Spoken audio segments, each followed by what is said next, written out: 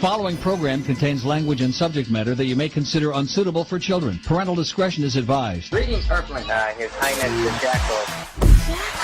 I'm going to pass the reins to Mr. Jackal, the new king of radio. I think Jackal's Latino, I'm not sure, but he'll give it to you good. The Jackal.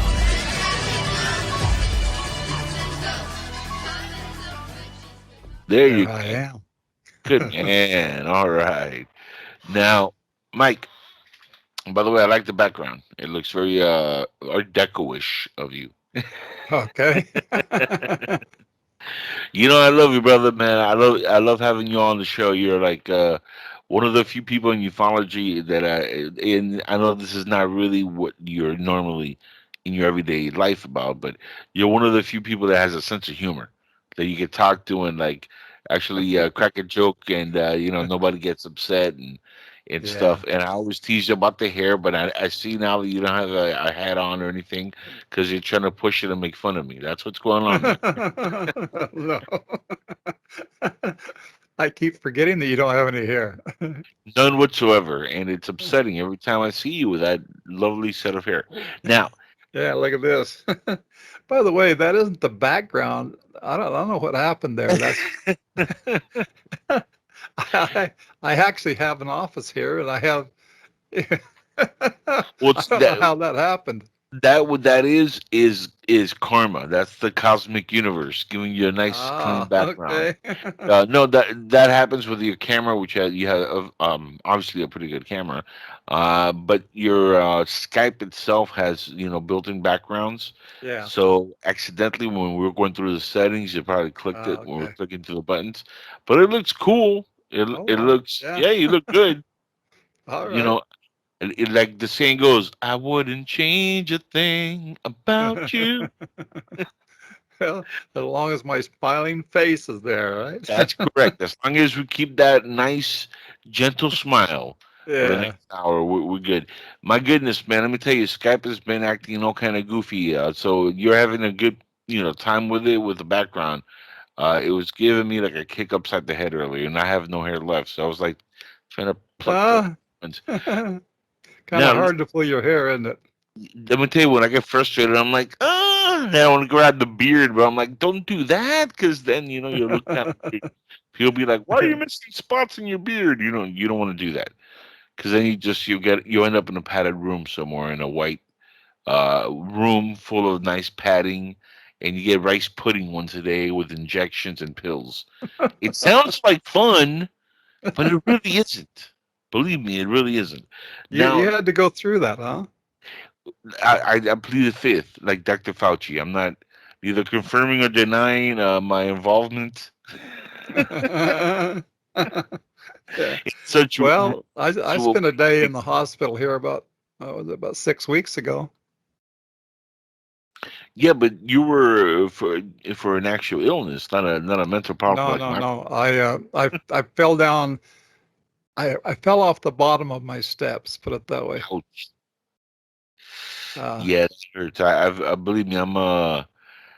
I've been involved in that kind of situation, and it's not fun.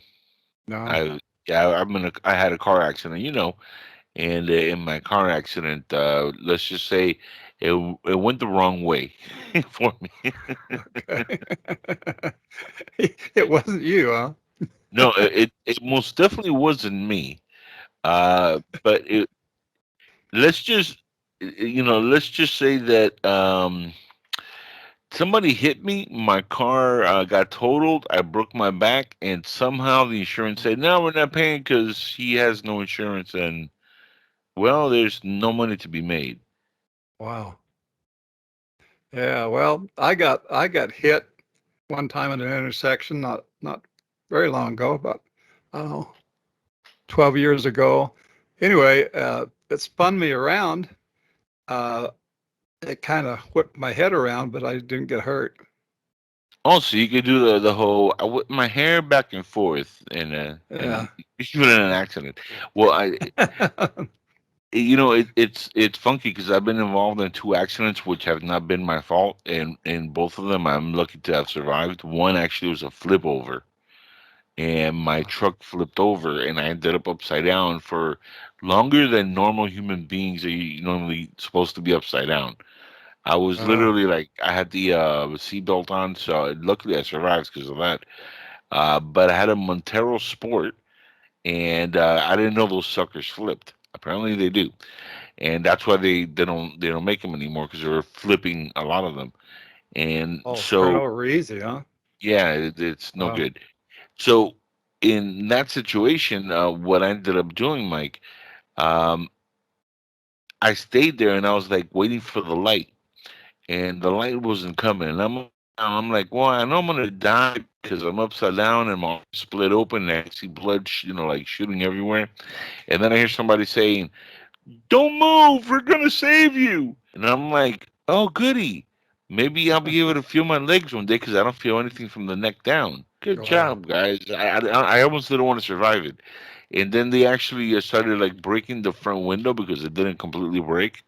And little did they know that as they were cracking that window, they were aiming the glass right at my face, and they almost blinded me completely Wow. because I had shards of glass just like hitting me all over the face. It was pretty bad, man. I had to like start screaming like a little old lady, like, "Stop, please! You're hurting my eyes." And I got them to stop. And what they did was, which was really cool, they sent somebody into the back of the truck. They covered my face. Then they broke the glass. They got a jaws of life, and they had to get the jaws of life to get me out of there. My legs were numb. I couldn't feel anything from like here down. You can see my screen, right? Yeah. Yeah. Yeah, Yeah. from You're over the here side, so I kind of have to look to my left. You know, down. Well, my camera's directly in front of me. So I just look at the camera like, you know. it's not pretty no matter what angle I try to pull that off, by the way. Yeah. But yeah, they couldn't do anything better than that, and it was horrific, man. It was just a terrible event to go through. But luckily, I made it alive. I don't know how, Hmm. but I pulled a miracle, I guess, out of my butt, and I made it through. So I survived it. And then the second one really is the one that did the most damage because it literally broke my back. Wow. Yeah, so like as I sit here yapping away, I have a broken back, but that Wow. doesn't help my cause in anything because my Patreon page still only has $66, and I Yeah. keep telling people go to my Patreon page, patreon.com/Angel Espino. I'm a whore for money. Please hook me up. Well, I was walking. I had a problem with balance because of a stroke which was induced by lightning. Actually, Ouch. uh, 15 years ago, I spent a week in the hospital, and they sent me home to die after $42,000 worth of MRIs and CAT scans and you name it. Uh, and a week in the hospital. They my doctors told me later that they sent me home to die, uh, but I didn't know that at the time. So the very next day, I decided we were going to work, and my girlfriend Bernadette, my son Heston, we were working together. And the very next day, I went to work. I couldn't see hardly. I couldn't walk. I had to hang on to something. Uh, and of course, Bernadette and Heston did the work, but I went to work and I slowly climbed back, and I didn't die, and it slowly got better and better.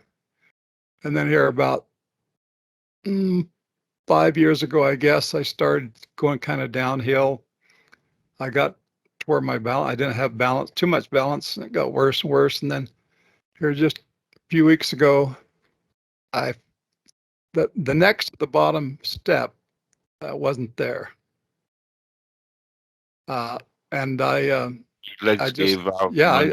I just went down and I fell on my right side and hit my head and stuff. And I had nosebleeds for the next several days. I spent a day in the hospital, but not the whole day, but most of the day because I went out at 5 o'clock in the morning for a walk, and Wow. which is something I was doing there for a while, but I haven't done that lately.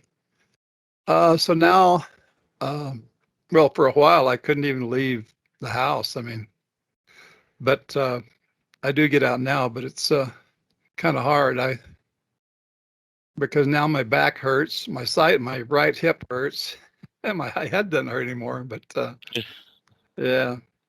But other than that, I'm perfectly healthy. Yeah, other than that, everything works great, huh?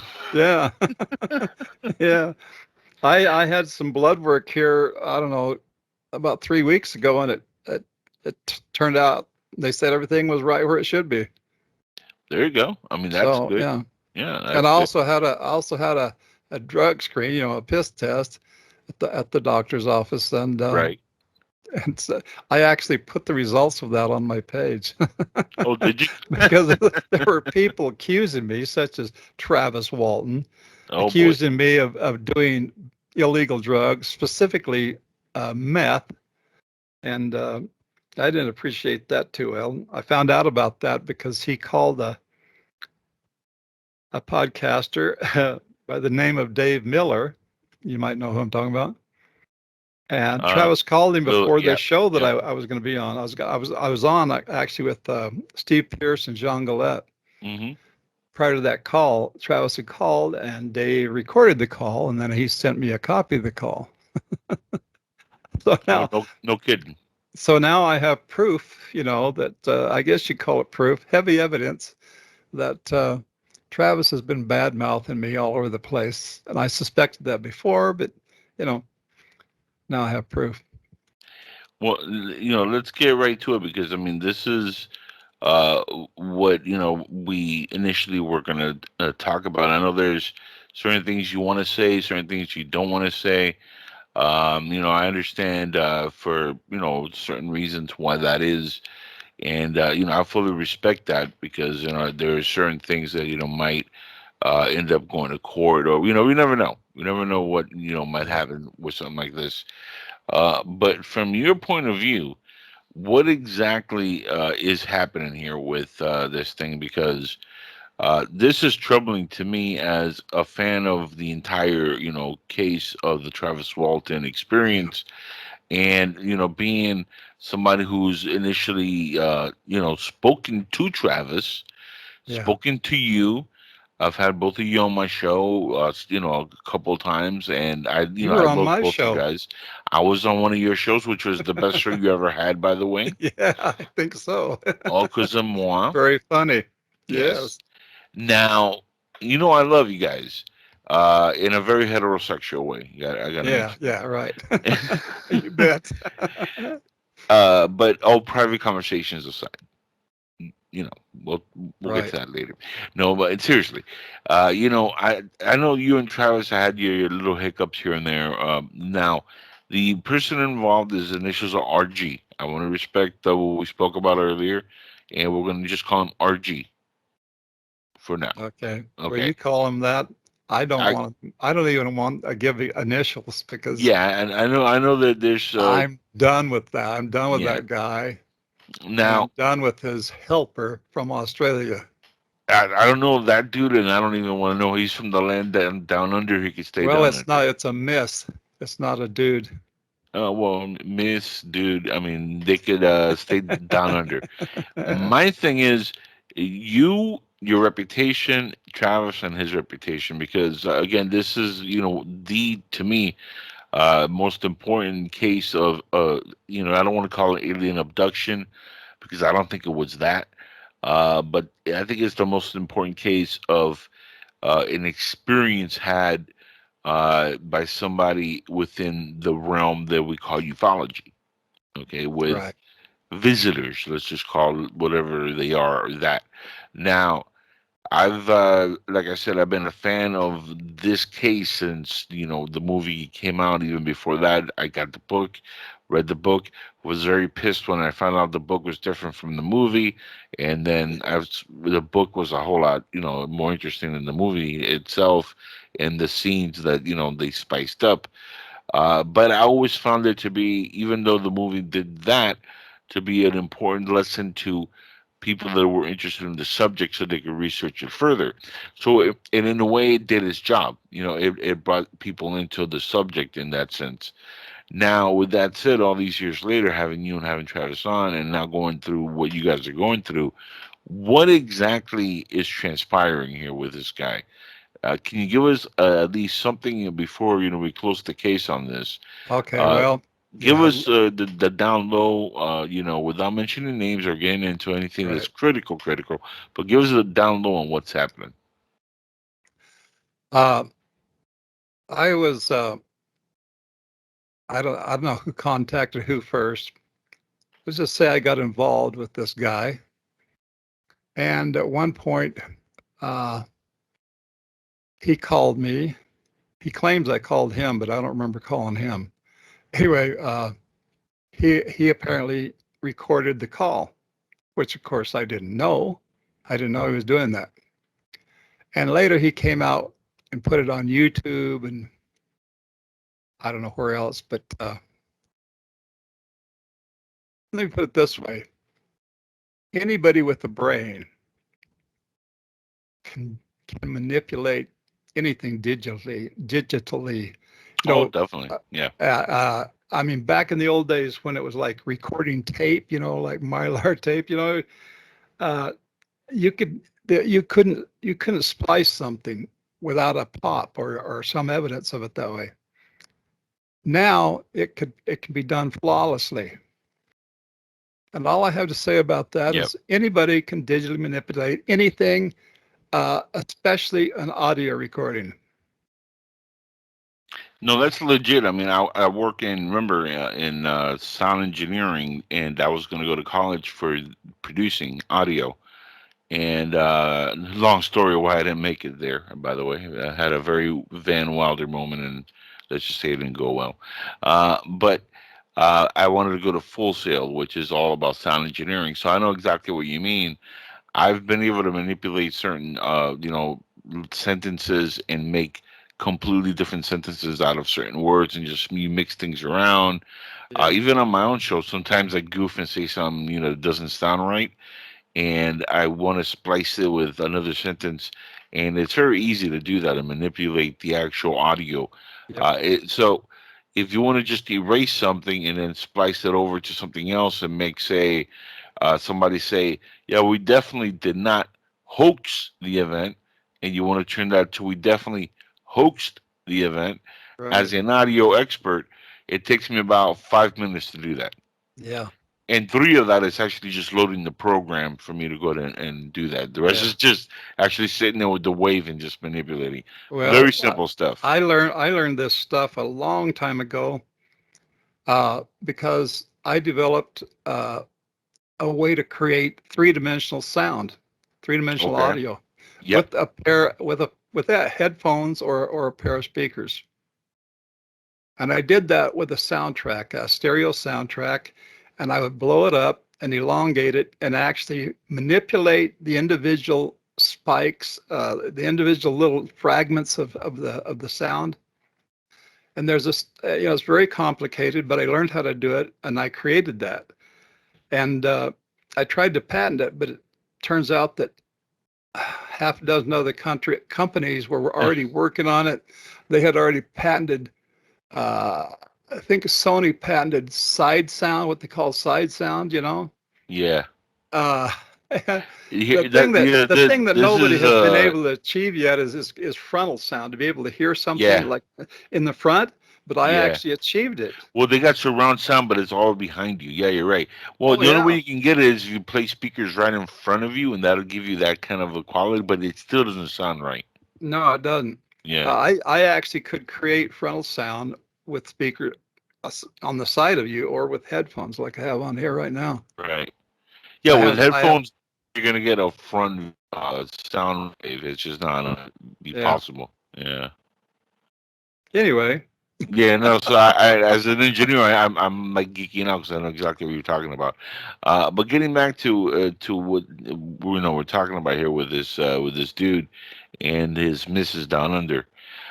Before we get too further out into technical stuff, let's go back to that. So this person is making a claim that he has you or Travis or both of you on audio talking about this. well, he's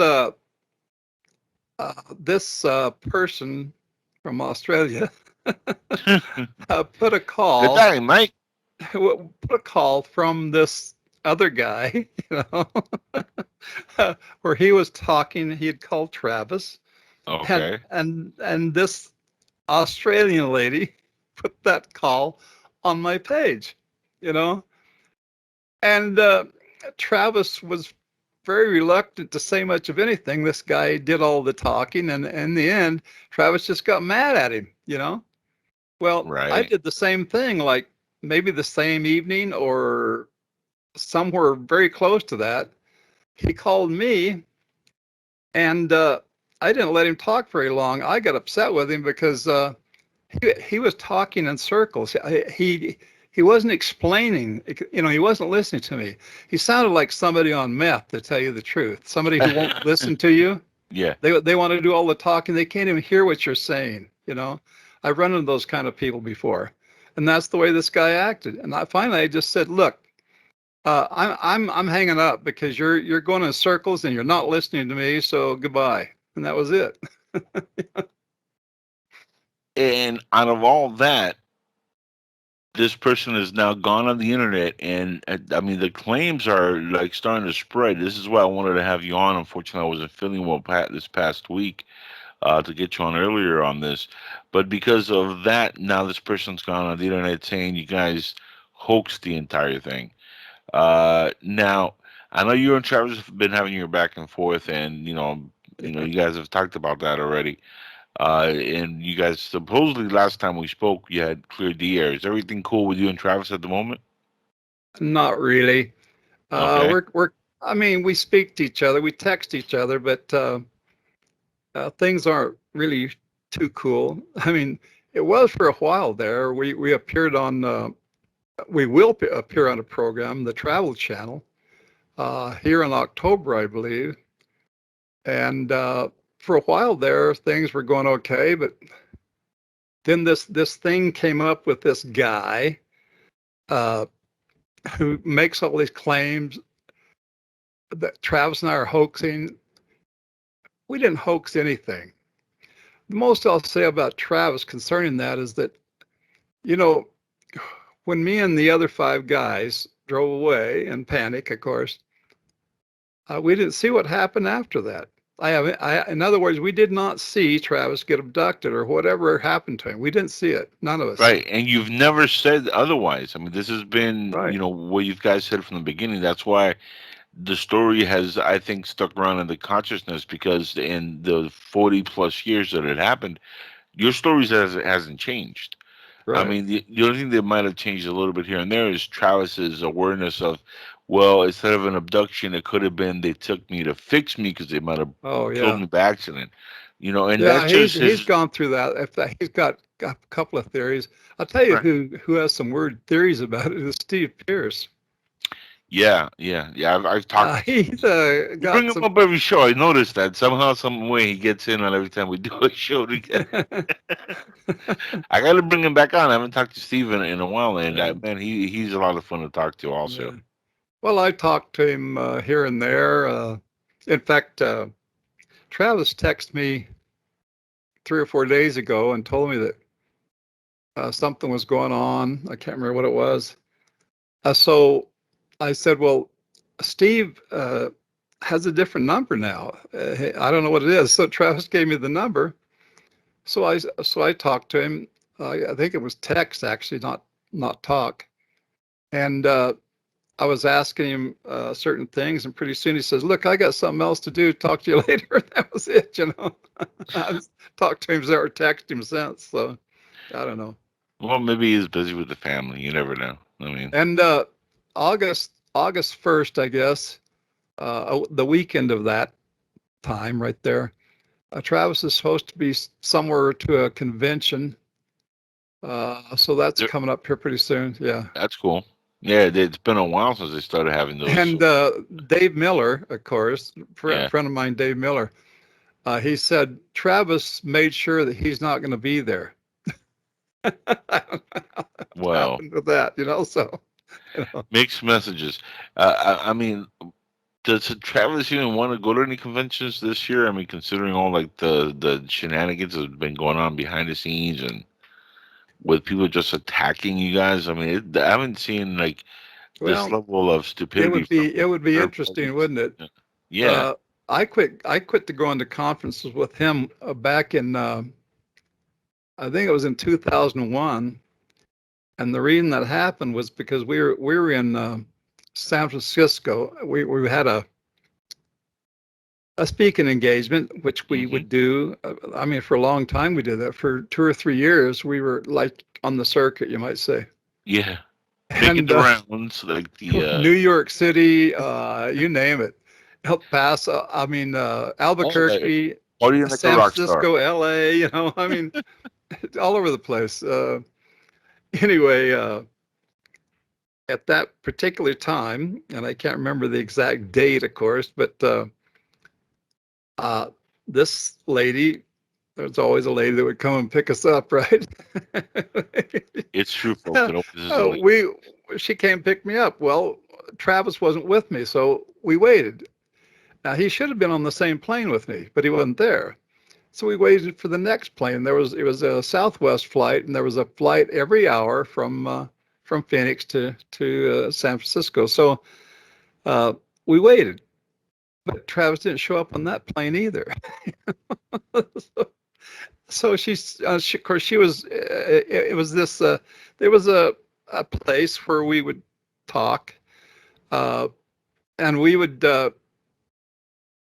I had slides that we would show and all that stuff. And anyway, we went ahead. Me and this girl went ahead over to the gig, you might call it. And I started because Travis still wasn't there, right? So this was like an hour and 20 minutes later. Oh, wow. And people were waiting. In fact, it was a kind of a packed audience. There were people outside, And in fact, they actually had speakers outside so people outside could hear it, right?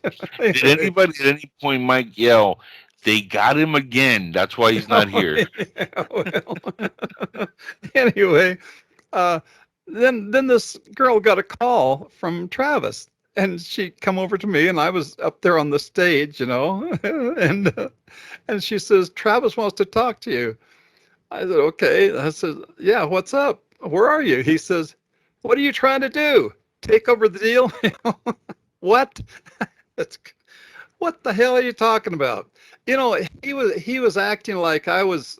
I can't remember the exact words, but he was acting like I was taking over his thing, and that pissed me off pretty bad. And he showed up, and he was still pissed off when he got there. I don't even know how he got there. Maybe he got a cab. I don't know. But after that, I just decided. What happened? They got him there so late, though. Did he run that by you? Like, so I figured, he could just have the show after that, as far as like speaking engagements, right? And I didn't ever do another one with him.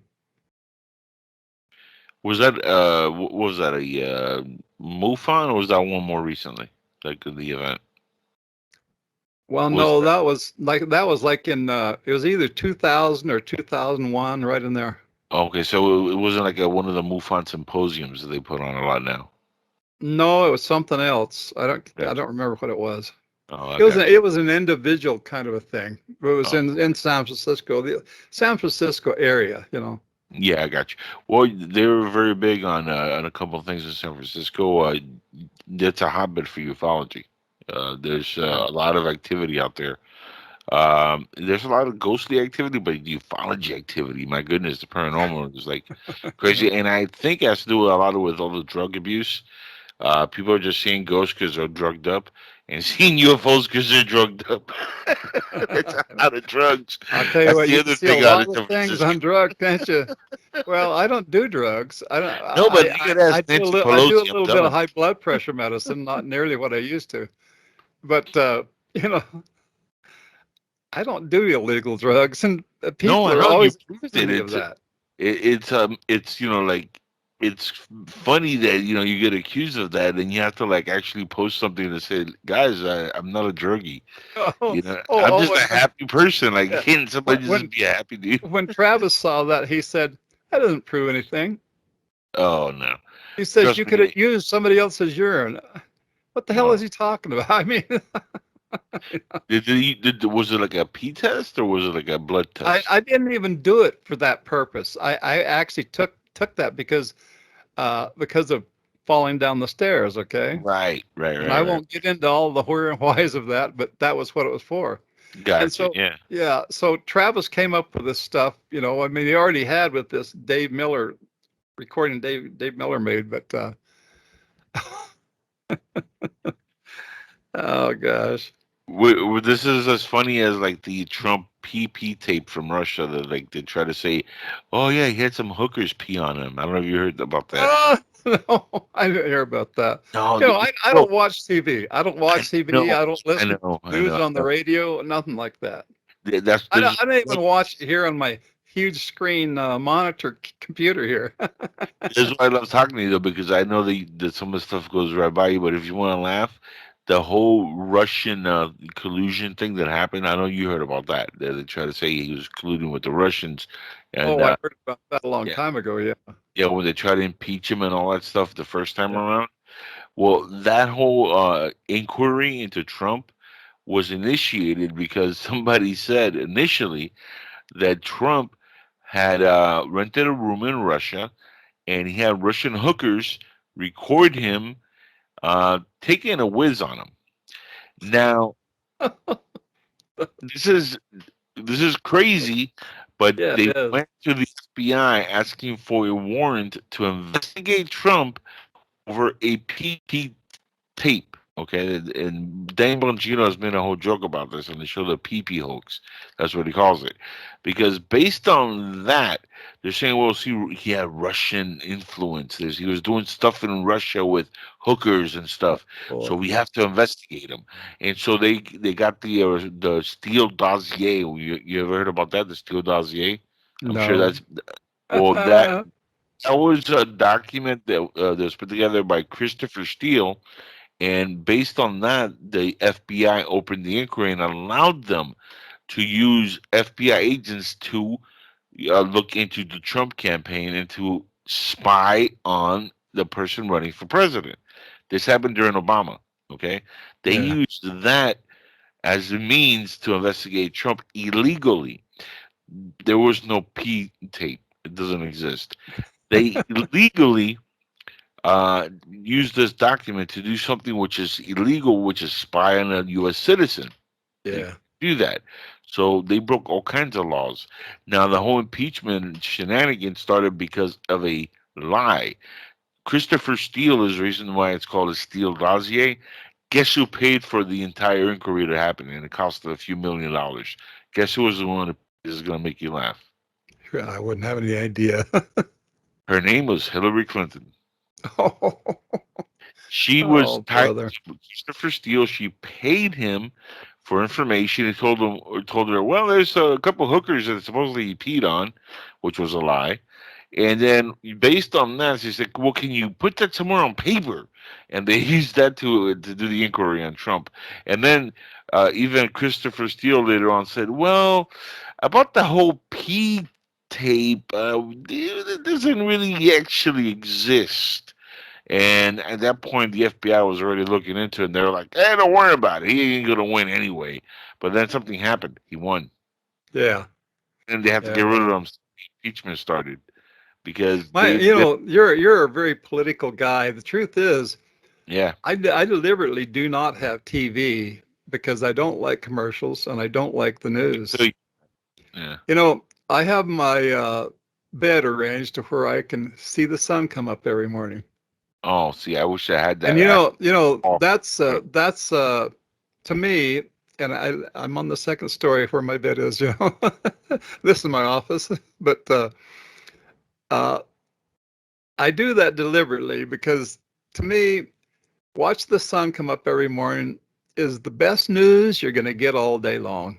That's very true. Yeah, yo, that's the realest thing the realist has ever said. And it doesn't make any difference if it's cloudy, which it has been here. This is actually the first true monsoon season Arizona's had in 2 or 3 years. At least in northern Arizona where I live. Yeah. Well, let's close the book on RG for a second here, and Okay. we'll continue Okay. the conversation. Yeah, So, let's polish just him to be off. clear, yeah, because there's a lot of people that are watching right now, and I know that I told you I wasn't going to take any calls. Because I know there's people want to get in and do all kinds of probably nasty stuff. So Yeah. I purposely am not taking calls. And a lot of times when I have people like yourself that I like talking to, and I just like the back and forth, I don't like taking calls from people because it kind of like messes the back and forth and what's going on in the flow of the conversation. But I do want to close this book on RG because as far as I go, your word is gold and Travis's word is gold. I've known you guys for a long time. I know Travis for about 10 years. I've known you a little bit less, but I feel like I've known you forever since, your story is one of like I said, one of the main influences that got me to where I am today Yeah. doing these kind of shows. And whatever you guys go through personally, I've seen some of it how it's sometimes over deals, money, personal issues. Everybody goes through that stuff, whether you're friends, family, doesn't matter. We all have our personal issues, our hiccups, our fights, our back and forths, and it's how you handle it in the end between you. And it really should stay in that point where it's between you guys and not made public. Shame on RG for making stuff public without any real evidence, if that's what he did. He's never welcomed on this show. Yeah. So they don't even have to reach out to me and try to get their Yeah. shot. As Right. as far as I'm concerned, I don't even want to hear it because this kind of stuff, if they were real about it, where's the evidence? I haven't seen any. All I've seen is a lot of Right. talk on Yeah. the internet via text. That's not evidence to me, guys. And audio, I can manipulate you saying whatever you guys Yeah. want, to say. I know Right. how it's done. I know how the sauce is made, so you can't fool me. And video, I've hoaxed my own UFO videos and put it online, Oh and I've yeah. had people say, "Wow, have you I talked can. to the FBI? You should go talk to like the CIA right now. They're looking for you because those aliens are looking for you." And I'm like, "You idiot! That's an airplane." But I know how to make that come to life as a Yeah. UFO on a video. It's very easy. But what you guys went through is something that it was an experience where none of you had, changed your, story of what happened. It was heavily investigated. There was an actual missing person for days. It's as concrete as there is. And again, you guys have passed lie detector tests, Yeah. I've and I've many I've of them. taken two and passed to both of them. Yeah. Yeah. And Travis, how many have Travis. you taken? Travis is actually. I don't know how many he's taken that he passed, but I know of two that he's actually flunked. There was one on TV. There was like the final question, Oh yeah. Yeah. That's but right. they said everything else was truth. But then the final question, they're like, not so much. But then I was like, wait a second. The questions were, did you see a light? Yes. Was it hovering? Yes. Did it look like something out of this world or something like that? And they're like, oh, everything was yes, yes, yes, yes. Everything was good. But the last one was like, were you abducted by aliens? Were you Right. jackass? Like if everything else is yes, how are you going to say the Well, the last one? thing, No. but I can explain that. At least I have a theory of it. Yeah. I don't know what really happened there. I do know that he was telling the truth about all those questions about seeing the light, seeing the UFO, Right. uh, something hitting him and like that. Uh, now that last question, they say he flunked it. Okay, but I wouldn't know because I can't speak for Travis. All I can say is everything up to that point, he could answer very very fine. I mean, because there was really an object there, and it really did what all of us described, even Travis. Yeah. Yeah. There's something that's cool about the way life works. You could tell when somebody's lying or not lying by the body expression, the facial expression, and body language is huge now. That makes Yeah, a big deal.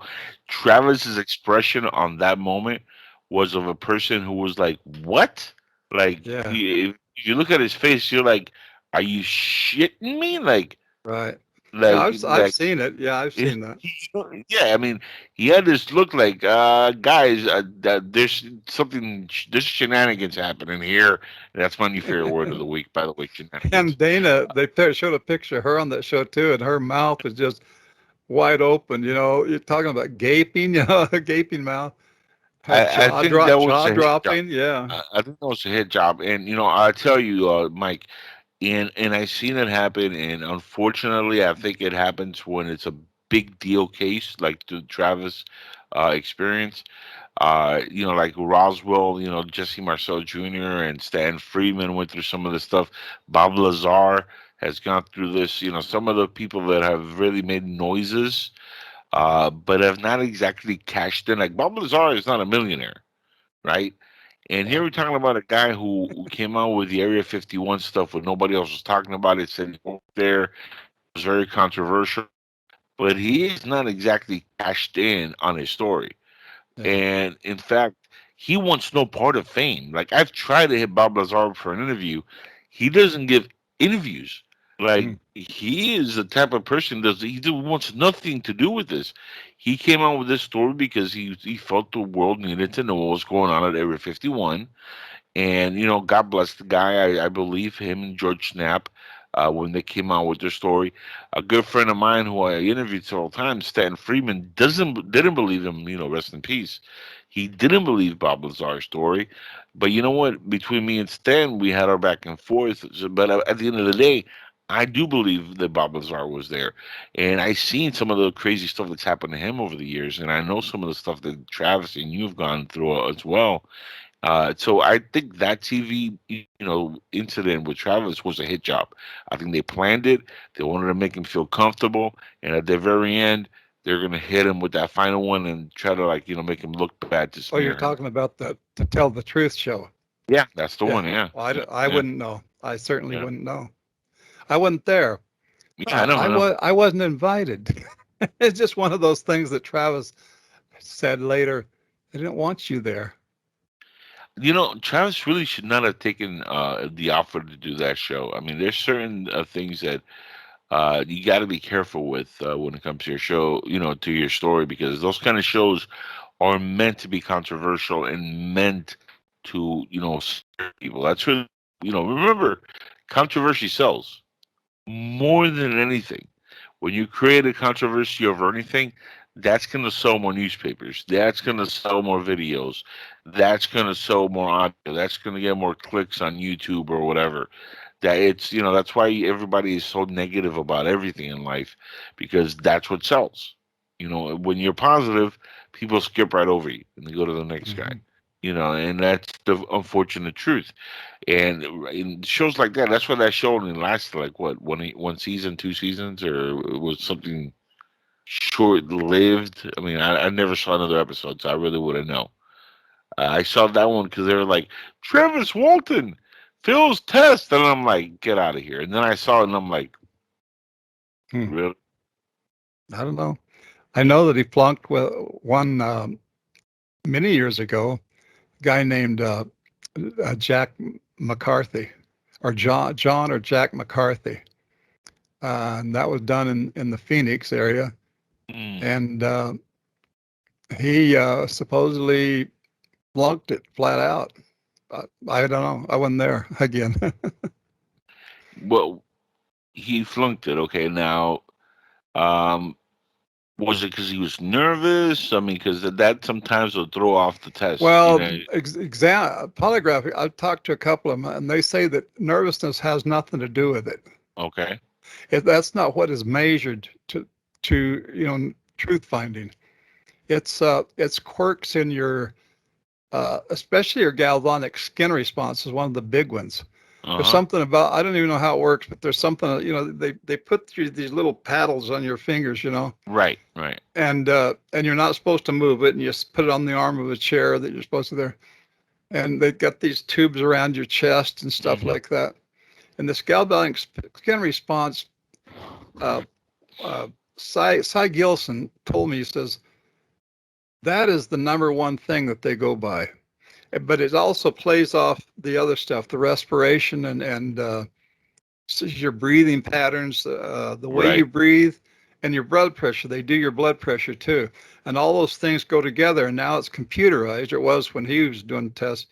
The second one he did on me and Travis and Alan Dallas. Mm-hmm. And he was telling me that all those go together because they're computerized, and the computer reads the combination of these various things. There's like 5 or 6 various things that go into this, and galvanic skin response is one of the biggest because I guess it has to do with sweating, and it's just minute sweating, just slight. So I don't know, and Cy Gilson was saying that it's like 97% accurate. So Oh, somewhere wow. between a 91 and 98 or whatever percent accurate. Now, what if you have a condition where you have sweaty palms? Because I know people like that. I guess that's what galvanic skin response is. The tips of your fingers. I don't know which Right. hand they use. Yeah, on mine it was the right hand. I remember that. Twice.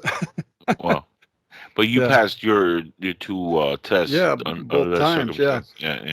The first test that he did in the Holbrook courthouse was That's one depicted in the movie, right? The courthouse test. yeah. That test actually asked 4 questions, and only one question was, did you actually see a UFO? On that night, November 5th, 1975, and of course, all of us but Alan Dallas passed that.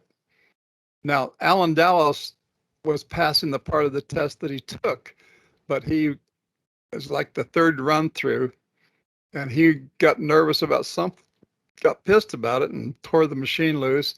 But later on, Cy Gilson, as a matter of police records that I went down and found myself at the county records, and there was this record there about Alan Dallas's test. He had passed the first 2 run-throughs, and he just got up and tore it loose, and everything tore himself loose from the machine. Mm. Yeah. Well, he was kind of, I guess, being looked at, and maybe, as a possible conspirator towards the possible passing of Travis. So I'm sure that he was very nervous and just like, Well, they're gonna point the finger at me, man. And the trouble with Alan Dallas was he was a kind of a hoodlum. He was yeah. That's why he's like, yeah, he had done some bad things there in Snowflake. I don't remember. And then later on, he got in trouble. Well, that's in the movie. I think didn't they play down like the way he was in the movie a little bit? Like he was a little wilder in real life than what they showed in the movie. But the movie kind of like played him off like he was a rebel with a chip on his shoulder. The main difference was that the real Alan Dallas was kind of in my opinion, kind of an ugly dude. The guy that they had play his part was a very good-looking guy. Oh, you mean like handsome guy? I thought you meant like inside he's just an ugly, vicious person. Yeah, he's a good actor. Well, they at least they did get a good looking cast for you guys. It's not like you got Danny DeVito playing you or something like that, Well, I certainly liked Robert Patrick playing my part. Yeah, we've talked about that. Travis is probably still pissed because the Terminator played you, and yeah. Well, Travis keeps accusing me of being jealous of him, but the truth is, his jealousy of me started way back with the first book, which was the Walton experience, right? Mm-hmm. And he was telling me all during that, I said, well, I can illustrate it. I did a pretty good job. I did, but pretty good. He kept telling me, they're not going to, people who buy books, publishers don't care about illustrations. It's sometimes for the cover, but they don't want illustrations, they want the writing. Okay. And the fact is that they paid him $3,000 for the book, for his writing. They paid me $5,000 for the illustration. Yeah, no, you don't want to. That's like Reason So, for him to be mad. I'd be mad. and yeah, that was the first I'd book, be you like, know. I'm going to get abducted, probed, and this guy gets more money than me for a picture. Like, And there, ever since then, he's acted like I'm jealous of him. No, I'm not jealous of him. What have I got to be jealous of? I don't think either one of you guys are jealous of each other. I think it's just, look, you guys have known each other so long, it's like brotherly squabbling at this point. You Well, know, yeah, it's kind of you like know, that. yeah, I like Travis. I like him, you know. I know you do. He's a pretty good guy, you know, except for in fact, his favorite word from me right now is delusional. Well, He we keeps all go using a that. little delusional once in a Delusional. He keeps saying, you're delusional over and over. No, I mean, just almost every sentence that he texts or whatever, you know. He doesn't say that to me in person though. Just when we tag or email, you know. well, I can honestly tell you that the few occasions that I've spoken to Travis in private or on the shows, he's never mentioned anything bad about you. So I Yeah. mean, and I can honestly say that he's never mentioned a bad thing about you or Steve Pierce. Now he did, say that some of Steve's claims later on were a little bit, let's just say, further away from the truth than center. Some Yeah. of his own personal experiences. Well, Uh, one thing Steve Pierce has been doing lately, he's all upset about. He said that what Travis wrote about him in his book is not true at all, and that's specifically the crying. You know. yeah, yeah, yeah. Well, Well, Steve, he's always had John an issue Gillette, with that, though.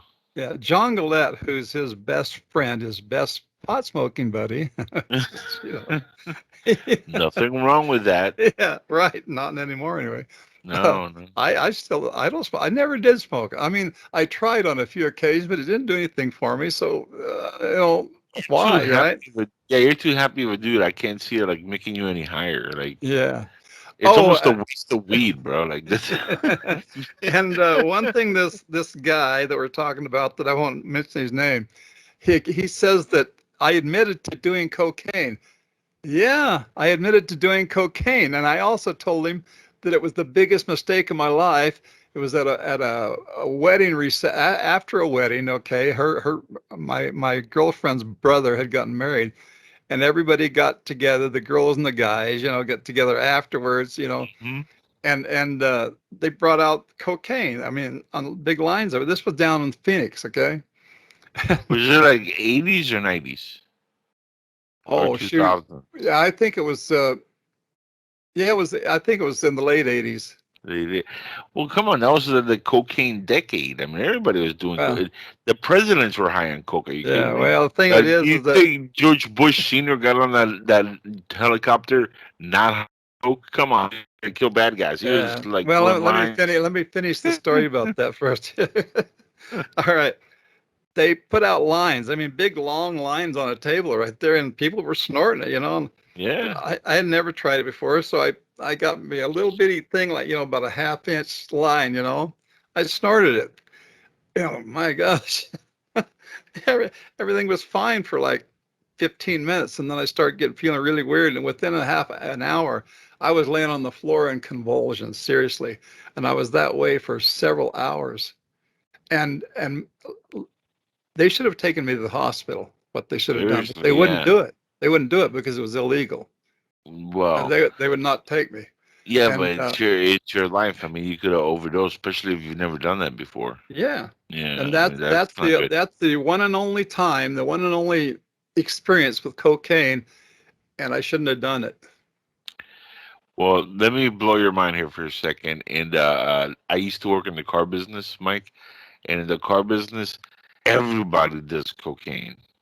And that's a little known fact. In fact, if you're not high on cocaine, you ain't selling a car on that day.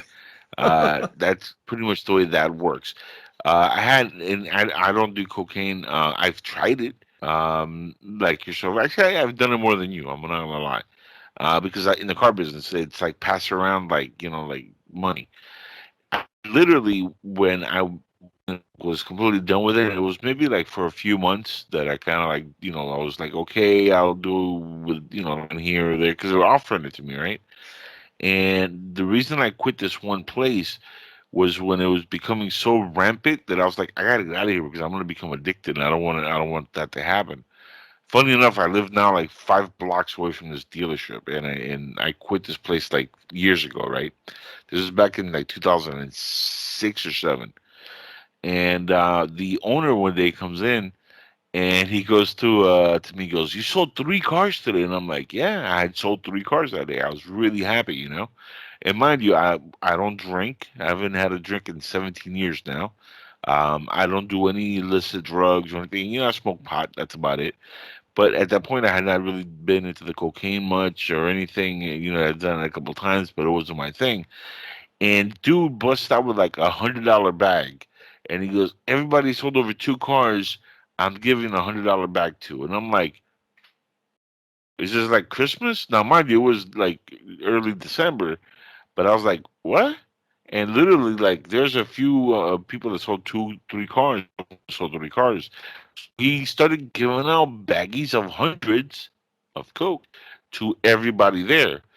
And at that point, I was like, I really don't want to like do $100 worth of like that's it was like a big bag or something like that, right? Like big ass bag. I don't know if you can see that. And I was like, I don't want this, but I don't want to be like the only idiot that says no, because then I'm gonna look like a coward and a sissy, and I don't want that. So I took it, I pocketed it, and he's like, "Yeah, good job, Angel," patting me on the back, and then I ended up selling it for like $50. So I didn't even enjoy it, but he didn't find out. Unless he watches this podcast right now, he'll never know that I sold it for $50 to a family member who was there. And he's like, "I'll take it off your hands if you don't want it, brother." And I'm like, "Give me 50."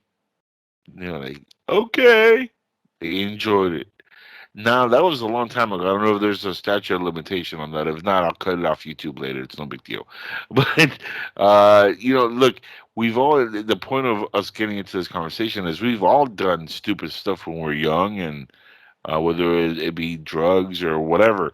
As long as you don't do hookers peeing on you and put it on video, I think you'll be okay. Well, In Russia. One reason I'm such a happy guy is about a little over 3 years ago, my girlfriend left me. That would make me happy too, yeah, because being single, man, it's a lot of fun. And I'm not kidding. I'm not kidding. I'm not kidding about that, because when we were together, we would fight, sometimes physically, at least one time physically. And anyway, her name's Bernadette. When she finally left. Hi, Bernadette. Sorry about putting your name out there. Anyway, I'll cut that out later. Don't worry. I don't think she cares. Anyway, when I've got pictures of her on my web page. In fact, recently, she's not a bad-looking woman, even though she's 19 years younger than me. I saw that though. You posted one recently on Facebook, right? Yeah. Yeah, I saw it. Yeah. That brings up something. There's 3 girls in my family that have had birthdays this month. Yes. It started with my only granddaughter, Zelly. That was the 15th. We had a big party for her on the 15th. We also had a party for her at the city park on Sunday. And there was a lot of people there. And Bernadette was there. My son Heston was there. And my daughter Michelle showed up. I didn't expect her to be there, but anyway, she was. And we talked a lot, and everything was fine. She brought a lot of presents for Zelly, and besides, beautiful baby, by the way, very beautiful baby. Oh yeah. Nice looking girl. She's 10. Yeah. She was 10 years old on the 15th. Anyway, my stepdaughter Mindy, had a birthday July 21st, and I put that on my page and a picture of her. And my sister Dana had a birthday just last Friday, the 23rd. Okay. And I put a whole bunch of pictures of her. Now, my daughter Cher, who is now, you might say, Cher Rogers Maxwell. Okay. That's a presidential name if I've ever heard one. Cher Rogers Maxwell. Anyway, she or has congressperson. She could run for office tomorrow. Yeah. Her birthday is tomorrow. Happy birthday to to her. Cher, a day early. There you go. She'll be able to see this, and you get posted later. Say, look, we wished you a happy birthday on somebody's show that you don't know, but it's okay. You'll like him. He's I will put happy birthday to her either tonight or tomorrow. You know, I haven't done that yet. But and one other thing is, I finally finished my Christ painting. I saw that, and I was like, it kind of reminds me of you, Mike. Well, I wasn't gonna say nothing, but if you like darken the hair a little bit on the chin and the hair and the hair on the head, and right over here, this you look a little bit like your own painting there, Mike. Are you looking in the mirror when you're painting the Christ figure? Well, first of all, my nose doesn't look anything like that. I don't look anything like that. I don't know. From a certain angle, without the glasses and the darker beard, and the Jello pudding pop, and the wife Camille, and I've been telling people for a couple of weeks now that I'm gonna show that picture, and I said almost for certain, maybe Sunday. Okay, it would be appropriate day. Well, this is Sunday. I'll probably show it tomorrow. Okay. Anyway. Oh, that's funny. That's a lot of birthdays in a row. That's kind of bizarre.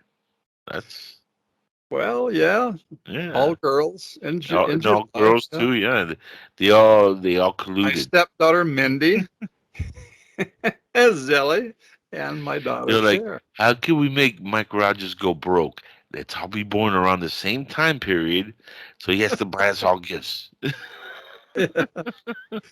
Yeah, well, Dana has 4 kids, Clifton, Celeste, Luke, and Sierra. And they've all got kids, okay, I think. Well, I'm sure. Oh, heavens. Celeste has, it's either 9 or 10 kids now, believe it or not. It's hard to keep up, huh? Wow. So, in fact, Travis, I would have more grandkids than Travis, except for one of his daughters. Anyway. How many kids does Travis have? He has a few kids, right? He has a couple. 4 kids. 4. Two girls, kids. 2 girls and 2 boys. Yeah. The oldest one is Clifton. Yeah. I know one of the grandkids, or I think it was one of his grandkids, was in the hospital a little while back, and oh yeah. How's she doing? It's a little boy, and it's a little boy, right? Has trouble. Still wasn't expected to live this long, but has hung in there. And my sister Dana spends an awful lot of time helping her with that little boy. Sad case, Yeah. Anyway, I know there's a GoFundMe, and I think that's still active. For anybody who wants to look that up, I'll make that available. I think they still have that up. If anybody wants to help with the expense, because that the condition that I know Travis put out there on the internet was pretty serious, and that can get pretty expensive on medical bills and stuff. So anything that can be done, Yeah. Well, Zelly doesn't have any kids. She's 10 years old. But, I would hope not. I mean, Cher has 2 boys, Jeffrey and Colby. She's still a baby. She's 10, man. Come on, Colby is my friend on Facebook, and he's always chiming in here and there, saying things that are not exactly derogatory. They're more like advice to me, And so I talk to him, text,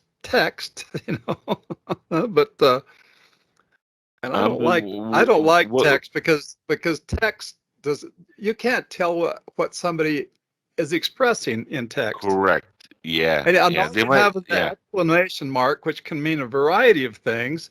a question mark or a period. You know, Sometimes like you make one mistake and like, or you say something one way and they think you're mad and you're actually laughing as you're typing away because it's like you're not exactly. even being serious. And this has happened to me mostly with my liberal friends. Not so much with my conservative friends. So I think that might play something into it.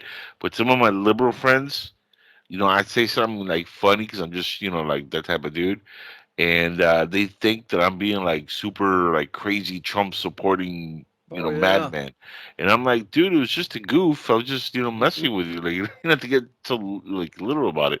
Like even one of my close friends, I don't know if I ever told you, that I've known for decades, stopped being a friend of mine because I posted something on Facebook with a meme after the 2016 election as a joke because my guy won.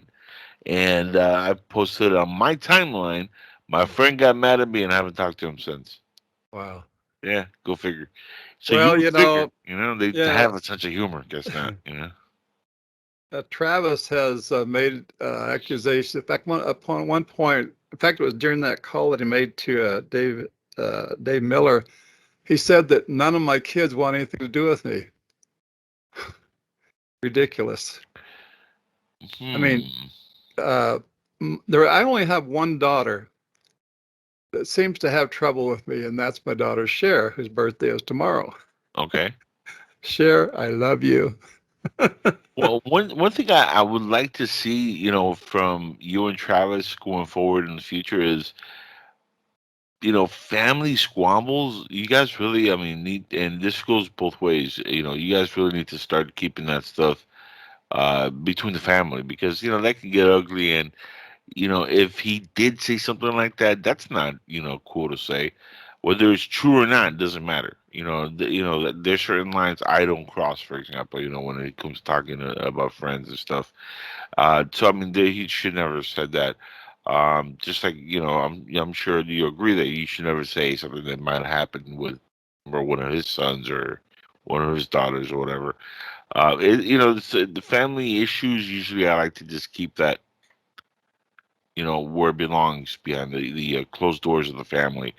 When it starts becoming public and it's almost like the Kardashians, like it becomes a nightmare after a while. It's like, nobody wants to keep their mouth quiet. It's like at some point you're like, Kim, take Kanye West and just get out of my face. I don't want to see your butt anymore, Kim, because it's just too much talking back and forth. And it's I don't want that to ever happen between you and Travis. That's why it's so hard for me, and I know a lot of folks that look up to you guys in this field of ufology, which again, ufology is just a joke. Everybody, let's be honest. There's no such thing. You don't go to ufology college. There's no UFO academy. There's no paranormal U. There's no real X Files in the FBI. Okay, this is all make believe land that people have made up to service a cult, which is Yeah. what this has become, a religious cult for a lot of people. That's the truth. With that said, people are having experiences. People are going through some crazy things. People are seeing things. I do think there's things that we're being lied to about by the government. Those things are Yeah. all 100% happening. But the term ufology, and I use it because it's mostly a joke, and I like just saying it. But people that really look at this and want to research it, they don't want to see you guys fight, man. That they don't. We don't want to see that. We love you guys, man. We want to see you guys prosper and continue opening doors for other individuals because what you guys are doing until the end of your days, it's important for the people that are coming out after you guys because you're seeding the seeds and opening the minds of individuals that are looking at these cases and are saying, okay, what's real, what's not. If they start looking at it and then they're like, yeah, but in 2024, they started going on about somebody's brakes in their car, and then they got mad because their son said something about this guy, and there's a family this and the family, and then it stops being about the experience and more about the family and the issues and dilemmas that have nothing to do with anything. You know what I mean? Mhm. And you guys have great personalities. What I love about both of you guys is that going forward, you've actually been able to open yourself up to other endeavors. Like you have the painting, which is amazing, by the way. I still look at that piano you painted, and I'm like, that's a fucking real piano, guys. Yeah. I mean, you do really, really great work. You haven't even seen a lot of the work I've done. I have photographs of about everything, but there's so much of it. I mean, how in the world would I display it all anyway? But oh my gosh, when I was in the sign business, I painted photographs on billboards several times. Yeah, I know. No, when Odin told me that you were actually the one who, because I didn't, I saw the book, I read the book, but I never put together that you're the one that drew that, initial, artwork that everybody, looks at now. They're like, oh, that, yeah, Fire in the Sky, Travis Walton experience. Yeah, and he told me, yeah, no, Mike Rogers actually is the one that drew that. And I was like, really? And then I started looking up and I was like, holy crap, yeah, this guy can really paint. Like, Yeah. and I know you told me this before on another show. You still use like old Paint Pro and No, I don't use anything like that. As a matter of fact, I have a big Sony Vaio that I've had for 19 years, and all that I have on that is paint. Yeah, that's the one Paint. That's the program Paint. It's But called the Paint thing Pro. of it is I've learned how to use it. I mean, Yeah. well, actually, I pretty much knew how to do it to start with, but I've never ever installed any of those other programs. Yeah. Never have. Let me ask you a question. Are you the type of person, and this will tell the audience a lot of, when it like certain things like that, you initially just know how it works, without even having to go through manuals and stuff? Say that again. Something cut out there. Oh, have you been the kind of person that there's certain things that you're interested in that for, whether it be technical or whatever that you really are into that you haven't even needed a manual because you automatically just kind of knew how the way it works? Well, when I was in college, I did a aptitude test, and believe it or not, what they came up with is that I would make a good computer programmer. And when it comes to this Sony Vaio, I have basically reprogrammed Paint. I can do stuff with Paint that people wouldn't believe could be done. But that's my question. That's aside from my paintings, which I've done a lot of paintings, No, that's why I asked that question because I mean, literally, that's an older Sony Vaio, which that's what was it? He said it was 10 years old, 20 years old. 19. It's 19 years old. 19 Actually, years old. It's close to 20 years old. So you got what Windows 7 on there? XP. Oh wow! Windows Wow, Mike. XP. Jesus. We're talking about a T-Rex of Windows here. Whatever works. But look at that. You have Windows XP. You're using the Windows Pro Paint Pro from Windows XP, and you come up with that kind of work. I mean, the people at Photoshop in the latest computers are probably envious because they're using like $3,000 brand new computers, and they're like not even on that level. And Right. I've seen some of the work, and it's pretty damn impressive. Well, actually, I've taken a lot of the paintings that I did initially for the Walton experience, and then of course later into Fire in the Sky, and I've refurbished some of that, not all of it, but some of it, digitally, Yeah, and it looks better. But it's the same painting. I mean, all I've done is just crisp it up a little bit here and there. Sometimes, I mean, you wouldn't even notice really, but to me, I see it. It's better. Okay. You could tell. And I could if I wanted. I could create something completely bizarre, animation. Okay. I could create UFOs doing anything on a computer. Yeah. I actually have 3 computers. You know, I got into it with another person who was pretty big in ufology, Michael Horn. I don't know if you're familiar with that name. No, huh? Okay, you know, you ever heard of Billy Myers? Oh yeah. Yeah, okay. Michael Horn is the American or the U.S. representative to the Billy Meyer case. Oh, And I got into it with him one day, and Michael Horn, God bless him, he really tries hard. I mean, I don't believe Billy Meyer's case at all. That like because I've seen the way it's been hoaxed. And what I love about Michael Horn though is the fact that he's still like he's very adamant that Billy Meyer's telling the truth because of the prophecy, not the videos or the pictures, because all that's been debunked. So he goes on what the prophecies are, and he's really like adamant about that. You know, the prophecies, that's where the money's at. But the problem with people are like you Michael, saying prophecy? prophecy, yeah, because this Billy Meyer Okay. has prophecies of stuff that's Okay. going to happen in the future. So he's like his prophecy is what's important, not the videos and all that stuff. And he made this claim, Mike, and this is what makes me laugh every time. And he makes this claim. He says, even with all the technology that's available today, I have yet to see anybody replicate what Billy Myers did with his footage of alien UFOs, and nobody's able to duplicate what he did. And I'm like, are you serious? I've literally seen videos of amateurs doing the exact thing within a matter of minutes, and they were able to get the exact same result as what Billy did. And it didn't take more than one or two guys doing it. Every single one of his videos that he supposedly shot were duplicated by amateurs, and they nailed it. I mean, they replicated it exactly the way he did it. They showed how he strung things together. But you know, when you see the debunking on that level, and then you know that the wife came forward and she debunked him, the son came forward and he debunked him, and it was like one after the other. And then Michael Horn still stands up there and he says, "No, no, no, no, forget all that stuff. It's his prophecies we got to look at now." That is like whitewashing the events of like his entire life, because the whole purpose was the communication he had supposedly with these aliens, the footage, the stuff that he shot.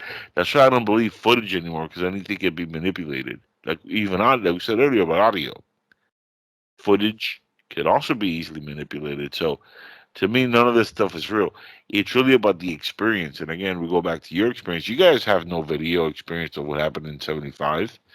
There Heavens was no. no smartphone back then or anything for you to take video of this stuff. But it's the story of what you guys went through. That's the important part of the whole thing. It's that initial story within all the credible stuff that happened afterwards. Yeah, a lot of people have said that it was a hoax, but the thing of it is, at least six of us, the witnesses, you might call us, we we all saw the same thing, and we Yeah, described almost exactly the sound, the movement, the look of it. It was totally three-dimensional. It was suspended in the air, and then it started moving, and the whole thing. Actually, that event didn't last more than a minute tops, yeah. and then I was down the road. And You're when we were down when we went down the road, probably less than a quarter of a mile, uh, I stopped the truck and we looked back, and Steve remembers looking back and seeing a light raise up and take off, and I think John does too. But and of course me, uh, and then we went back, and there was nothing there. No yeah. Travis, no object, no nothing. So Now, initially, of course, everybody thought you guys had killed him, which that turned out to be not true. Like a lot right. of things, people got it wrong back then. Now, how relieved were you though when Travis said? I don't think I've ever asked you this. But how relieved were you when they found Travis and he was okay and he was alive and well? Well, uh, I didn't hear about it for like a day after he was returned, Right. and I think it was one of the one of the deputy sheriffs that told me about it. Which think is so. not the way. That's not the way they showed it in the movie. Also, in the movie's like, "Oh, you guys got in the truck and went and got him." Well, that movie was totally wrong about practically everything. Yeah, The best part was Robert Patrick. correct. I do love the. I do love the scene where Travis is like under the table, and the syrup is like Oh coming yeah. down, and it hits him, and he has Well, the that never flashback happened. moment. I'm like, And in fact, really? there was never a big gathering where a welcome back Travis party. That never happened. And there was never a scene in a church where I got up in front of the audience, or in front of the congregation and did the stuff that Robert Patrick did in that movie. It never happened. In fact, practically nothing happened in that movie that I actually. In fact, Travis is part of that movie. According to him, I can't vouch for Travis, but the story he tells, like in the book, right? 2 books. Yeah, But the same book, really. essentially, yeah. Yeah. Is completely, totally different from the movie. 100%. About the only you could say is aliens. They Yeah. had him, That's about it. Something happened. He got zapped, and Yeah. next thing you know, he wakes up in a craft on a table somewhere. And his name was Travis Walton. Yes. That's about it. That's about as close. And you were Mike Rogers, and you were played by the Yeah. Terminator. That's Oh, and Alan Dallas. They used his name. yeah. I think that's it. I think we're just us three. Yeah. Well, it was funny because they merged people together. Like the sheriff got. There was like 3 people. They merged into like one person. I'm like, Yeah. why But would you do what stuff they like did that? is this. James Garner played the part of an investigator, Right. and they melded Sheriff Gillespie with Philip Klass. That's what it was. Yeah. Yeah. Yeah.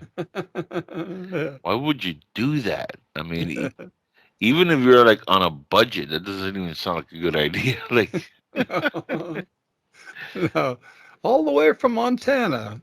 see, this is why I think that in itself it's also a hit job. This is what makes me believe, what you guys went through a little bit even more actually, because when you look at stuff like the movie, stuff like the show that Travis was on about the truth, whatever.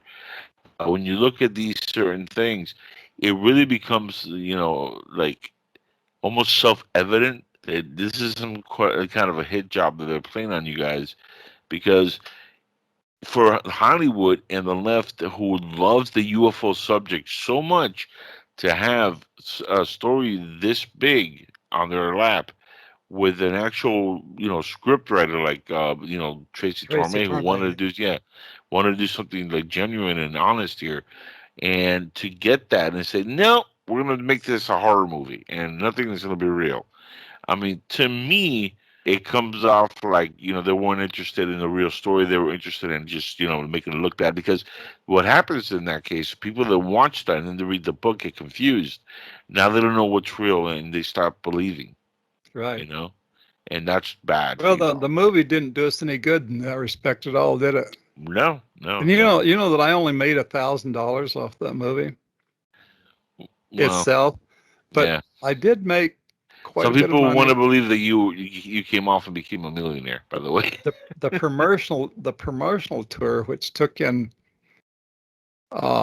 Europe, Australia. Australia was one of the great ones, Yeah, we spent 2 weeks in Australia, going all over every major city, and we were treated like royalty. I swear, a limousine.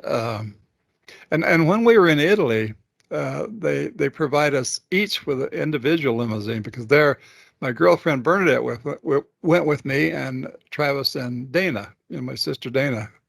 They're married, of course. Yeah. Bernadette That part of the movie is true. We're not married, but yeah, Kinda. because I was married once, and that was enough.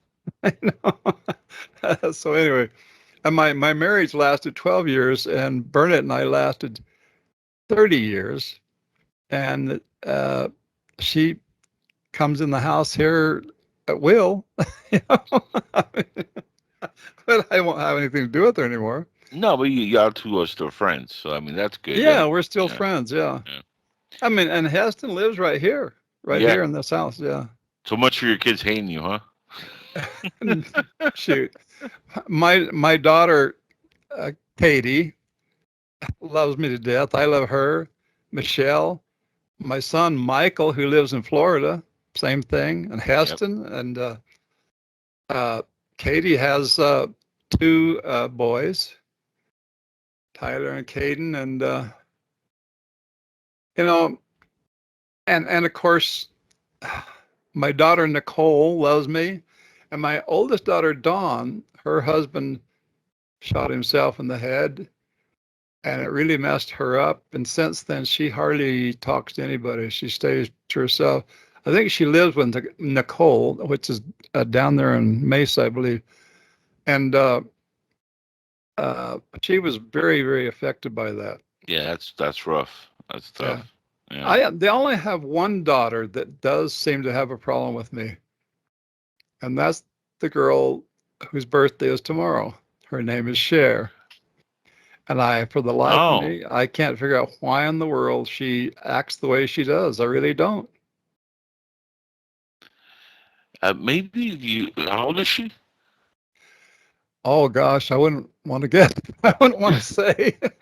Well, depending on the age. She's my third oldest daughter. Okay. Well, yeah. Don't hurt her feelings. But depending on the age, I say just get her a nice gift, and just try to like mend fences, because I mean, at the end of the day, that's all we got, man. It's family and loved ones. So I'll put it this way: she's somewhere between 30 and 40. Oh, that's not bad. That's like around my age. Hey. Yeah. That's middle age, isn't it? Yeah. Prime of your life. It was for me. I'm 43 now, so you call me middle aged? I don't know. Let me pull some of the chin hairs out of here. You do have a beard, but you don't have any hair. Is that natural, or do you shave your head? No. It's are very cruel individuals, Mike, and the God said, let's make him bald, chubby, and blind. Oh yeah. And just for kicks, well, he'll be born in Cuba, 90 miles away from freedom. Oh yeah, well, yeah. You told me about. So he's gonna have to swim his chubby ass. Lined up and shot, right? Yeah, my uncle died in a place called the Muro in Cuba a long time ago. This when the revolution happened. But think about that: the gods were together when they're like bald, blind, chubby, and in Cuba. That's perfect. He's gonna have to swim 90 miles just to get to America. You look a little bit like Buddha, you know that? Shut up! I've heard that before. Actually, it's funny. Shout out to my friend Jamie, who actually is nicknamed Buddha since really? High school. Oh, yeah, wow. Yeah. I've known him since high school, and they call him the Lord Buddha. So, and this guy, he's a trooper. He has one working lung, and he doesn't smoke cigarettes, but he enjoys the green, if you know what I mean. And that lung, man, it still pumps like iron. We call him Iron Lung back in the day. Yeah, well, I had a little bit of polio when I was in the 4th and 5th grade. Oh, no kidding. No kidding. Dr. Salk had a helper. His name was, can't remember his name right now, but he lived in Winslow. Okay. As long as it wasn't Fauci, you'll be okay. Yeah. Anyway, I got the shot. Okay. There was a series of shots, and they gave them to me in my right arm. Okay. And it didn't work for a long time. It just. Where'd you get it, like up here, like in the like near the shoulder? Well, they're given to me like back here, and I still have hits where those were. Okay. Yeah. There's like 3 of them right in here, and my arm just didn't work for a long time, and wow. It was stiff. Okay, and then after the stiffness kind of left me, it just didn't work. It just hung there, right? And that lasted a long time, and it kind of it affected my right leg as well. And did it become like a circulation issue? I don't know. It just my arm didn't work. Like say, first of all, it just became so stiff I couldn't bend it. I couldn't use it. Right.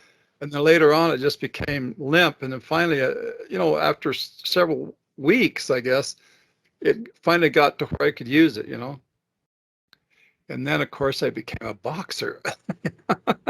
That's a great segue. I couldn't use my arms, and then I'm gonna start boxing. Yeah, I knocked a guy out right-handed one time. Yeah. Now, did you actually like punch normally, or did you just come around like kind of swung in? Like, oh, it's more like it's more like a bring it all the way from the tips of your feet, your toes, bring it right up and just knock them out. I know I've never lost a fight in the street or in the ring.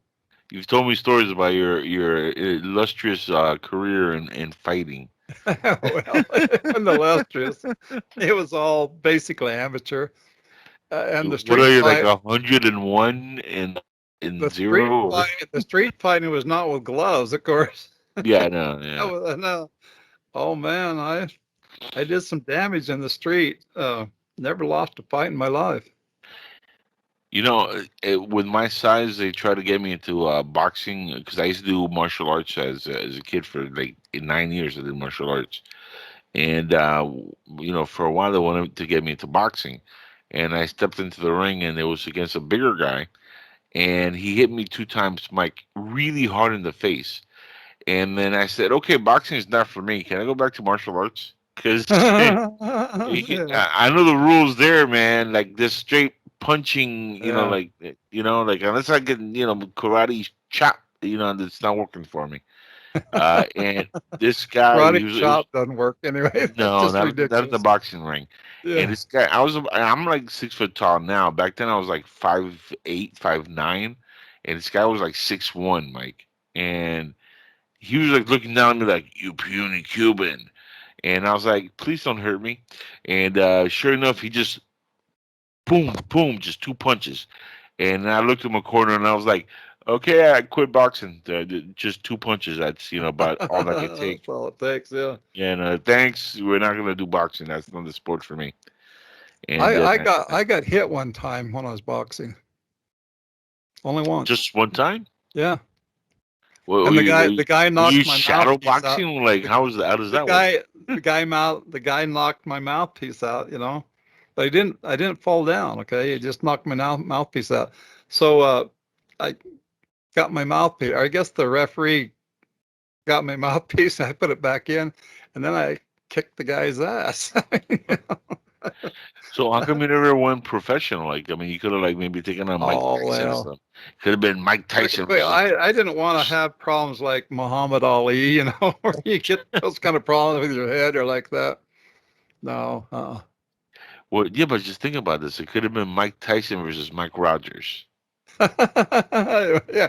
In fact, whenever I go to find my page, sometimes I have it set up where I can just click right on it. But sometimes things get messed up and I have to actually find it, Mm-hmm. And right under is Mike Tyson.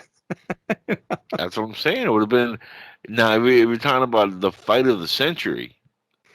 That would have been right there. That's the Thriller in Manila for real. Well, he would have creamed me without any problem whatsoever. We call it the Thriller in Vanilla. The Thriller in Vanilla. The Oreo cookie fight. Somebody's gonna get punched and they're gonna find out there's something. He would be the chocolate cookie on the outside. He would just cream me in the middle. You'll be interviewed afterwards. You'll be like, "I finally lost fight," and it was the Iron Mike, and I wasn't the Iron one that evening. Well, it's hard. Basically, when I say I've never lost a fight in the ring or in the street, that's true, but it's just luck. In fact, the last fight I had didn't last very long. It was out here in the parking lot, okay, and this Mexican guy come up to me, and he said, "I don't know, it was like 6 weeks ago," and he started babbling some stuff. I knew what he was talking about, but I could tell he was high on something, drunk, I guess. And he pushed me. He was one of the good hombres. When that happened, I just decked him. I knocked him down. And he got up and he shook his head and he looked at me and he just walked away. I don't even know who he was. Well, he didn't say something like "No mames, way." No, he didn't say nothing after that. He was talking really fast and saying, calling me names, in Spanish. Calling me a puta and a jodido and all kinds of stuff. There you go. So, I was finally just looking at him, and he pushed me, just right on the chest like that with one of his hand, and that's all it took. Oh man, that poor. I'm sure he went home and he was like, "Some gringo kicked my ass," but he has no idea who that gringo was. Like, well, thing of it is, I walk with a long cane. Actually, it's just here, but you can't see it because this background is all messed up. Right? It's not the background. Anyway, when I have a cane. when I walk with it, it's right here. The top of it. And I hold my hand on the top right.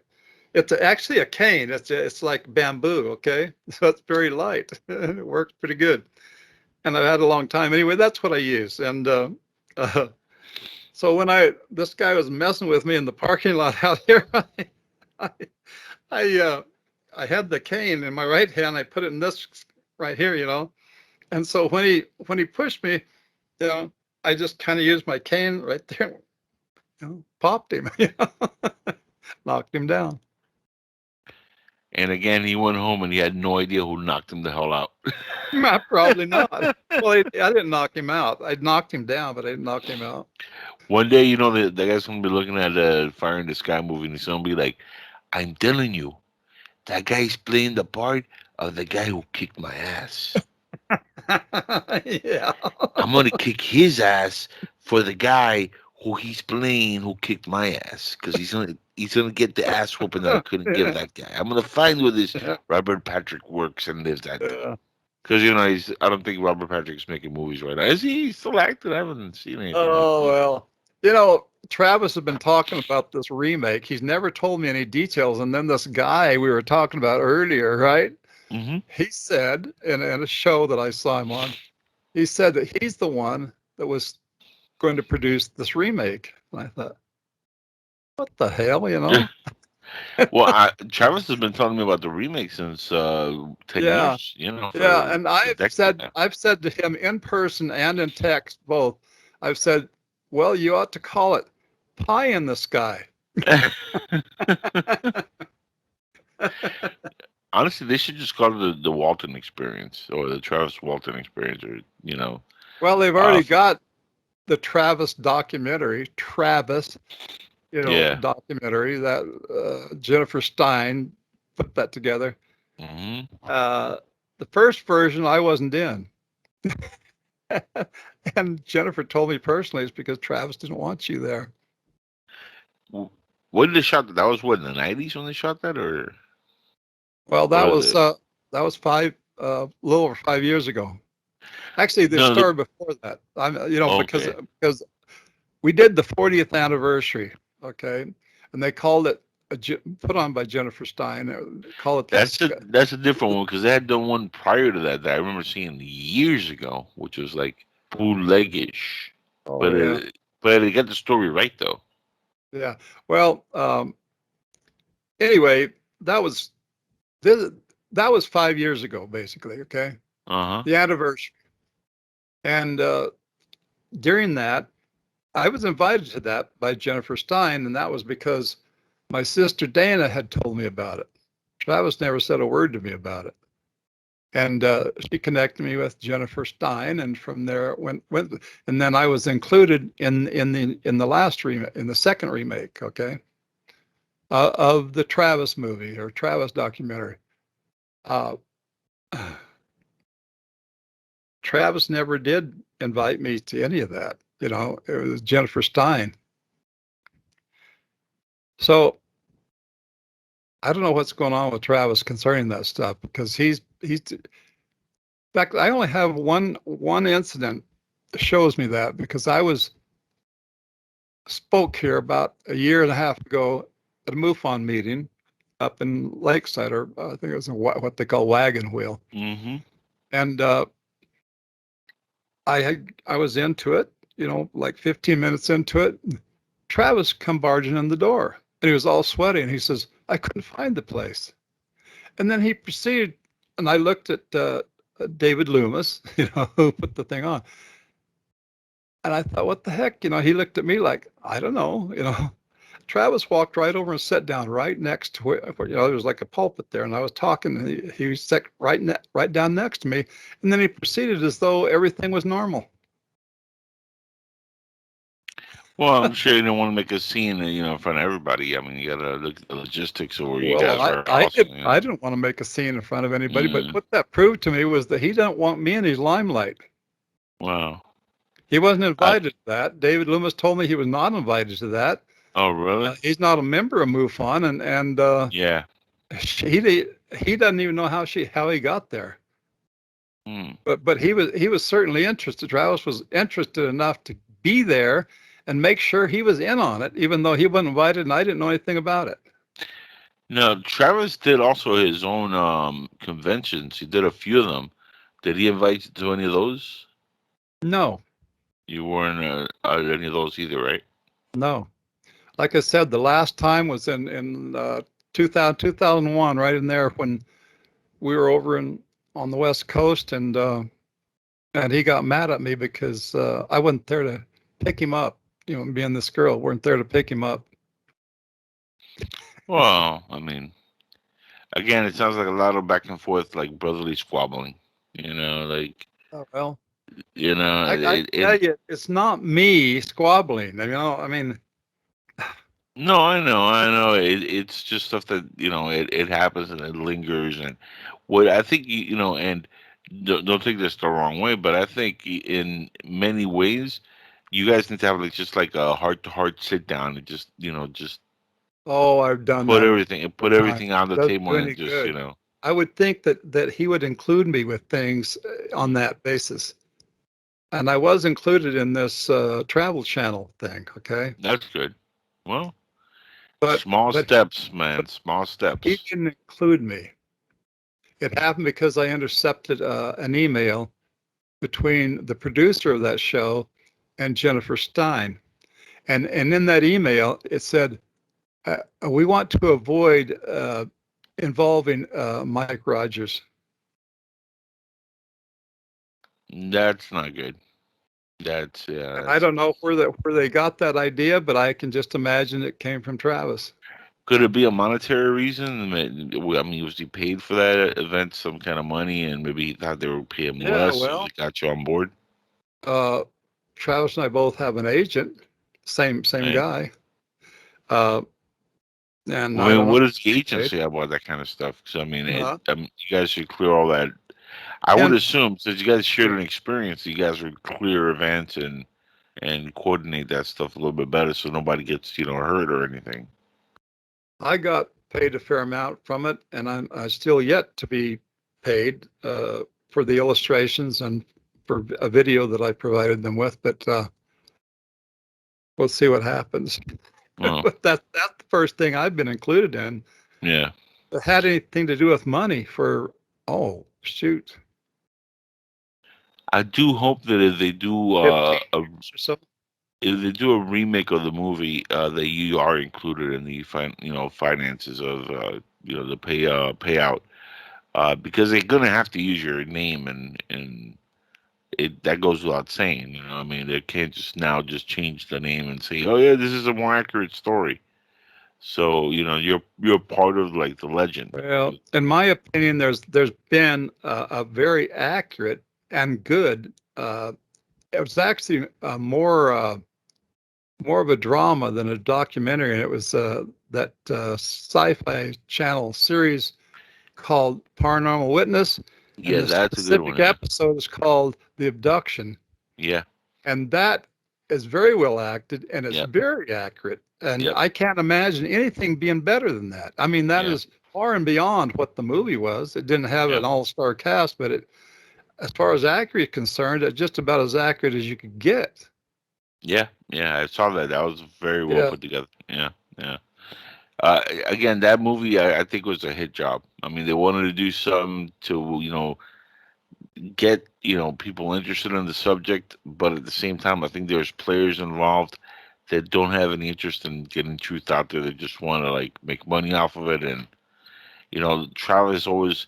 I think this case in particular has always had people that just want to debunk it really badly, because not only Always. they're going to make a name for themselves, but it also puts another tarnish in what we're trying to research in this field collectively.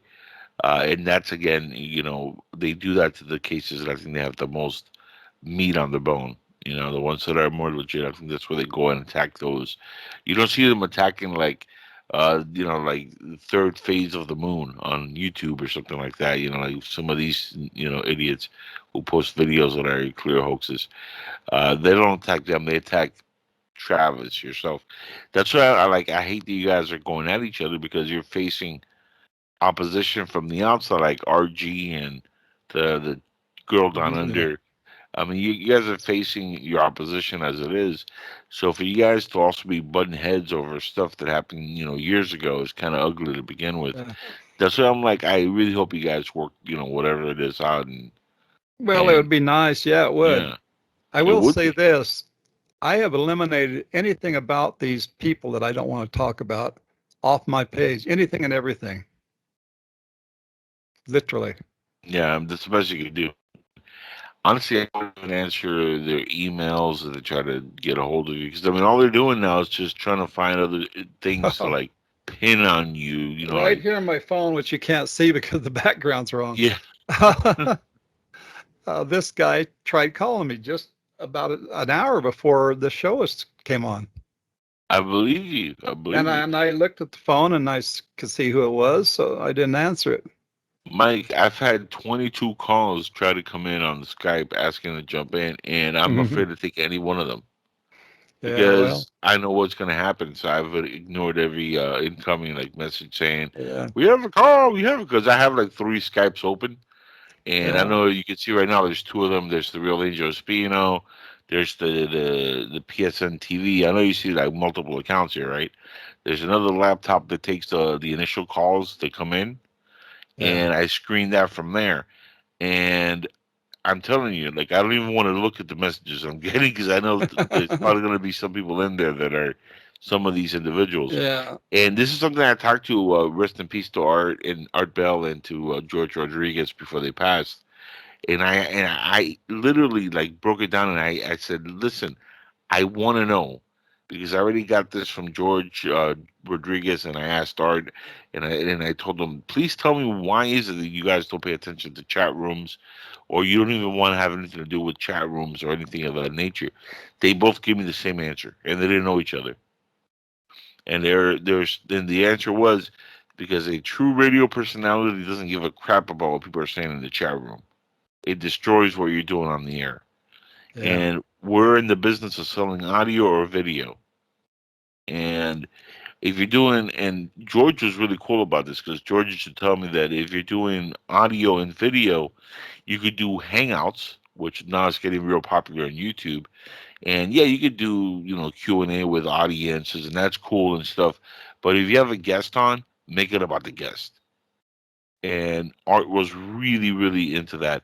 Now, of course, he had the luxury of having, Keith Rowland and other producers that, facilitated the phone calls a lot easier for him, so that he could have an individual screener and cut people out, like the ones that are probably trying to get in tonight. Uh, Unfortunately, I have to do everything through typing, so sometimes people see me do stuff like this, and yeah. they're like, "What is he doing?" And I'm like, "This is the computer that controls the people You trying don't, to you call don't, you in." don't have a screener. No, I am my own screener. See, Yeah, on this side, I have one laptop. On the front, I have another laptop, and then I have a desktop on this side. So I have three things going on all yeah, at once, and that's the network. yeah, And I don't have that Art Bell luxury that he had with George Rodriguez luxury, but I understand what they mean behind that because there's so much ugliness in the world, and people always try to come in and just throw like ugliness around. And yeah. again, that's why I think I would love to see you guys just mend fences and You know, don't even mention these other people that are Well, just throwing shade your way. you know, we've had our differences, you know, and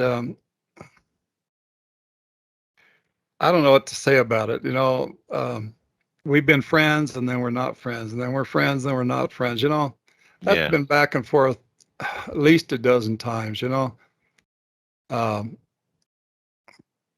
I don't know. It's not easy, but that's how friends and brothers act. You know, you have Yeah, fights, you make up, and yeah. then one day somebody says your hair's better than mine, and you're like, damn Yeah, it. you know, my brother Charles was here yesterday and visited me for a while, and that was cool. He lives down in Mexico in a place called La Baron. Down there they say Le Baron. La Baron, yeah, Yeah, yeah. but La Baron, and he lives there. In fact, that's where he came from. That's where he's going back to. And I think he visited my sister Joy while he was here. I think that's the only one he visited. Oh wow. Yeah, me and my sister Joy. And And the day he showed up, I think was my sister Dana's. No, he showed up. He was going to show up that the night of my sister Dana's birthday, but he ended up the next day, which was yesterday. So, hmm. you know, Well, at least he's alive and well. yeah, he is alive. Well, he's taller than me. You know, in fact, he's a little bit. I think he's like a quarter of an inch taller than my son Heston. Heston's a My tall son kid, Heston right? is Yeah. about almost right at 6 foot, 6 foot and a half, something like that. Yeah, 6 foot 1/2 inch. he's a big guy. Yeah, yeah, big Yeah, tall dude. yeah. He's another one to look down at him and be like, "You puny Cuban." Well, I used to be 5'10.5". Okay, I think I'm about 5'9" now. Yeah, Yeah, unfortunately, it's like we reverse once we start getting older. It's like, you're born a yeah, baby, then you grow, then you start getting older, and you start shrinking. You're like, how the hell did that yeah. happen? At least I still got my hair. Shut up.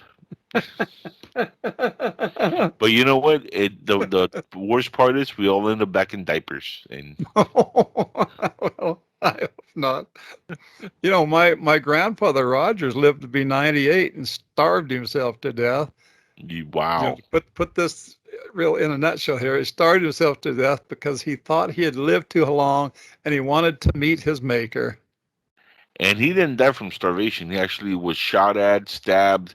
They mutilated his corpse. They cut up a couple No, limbs off.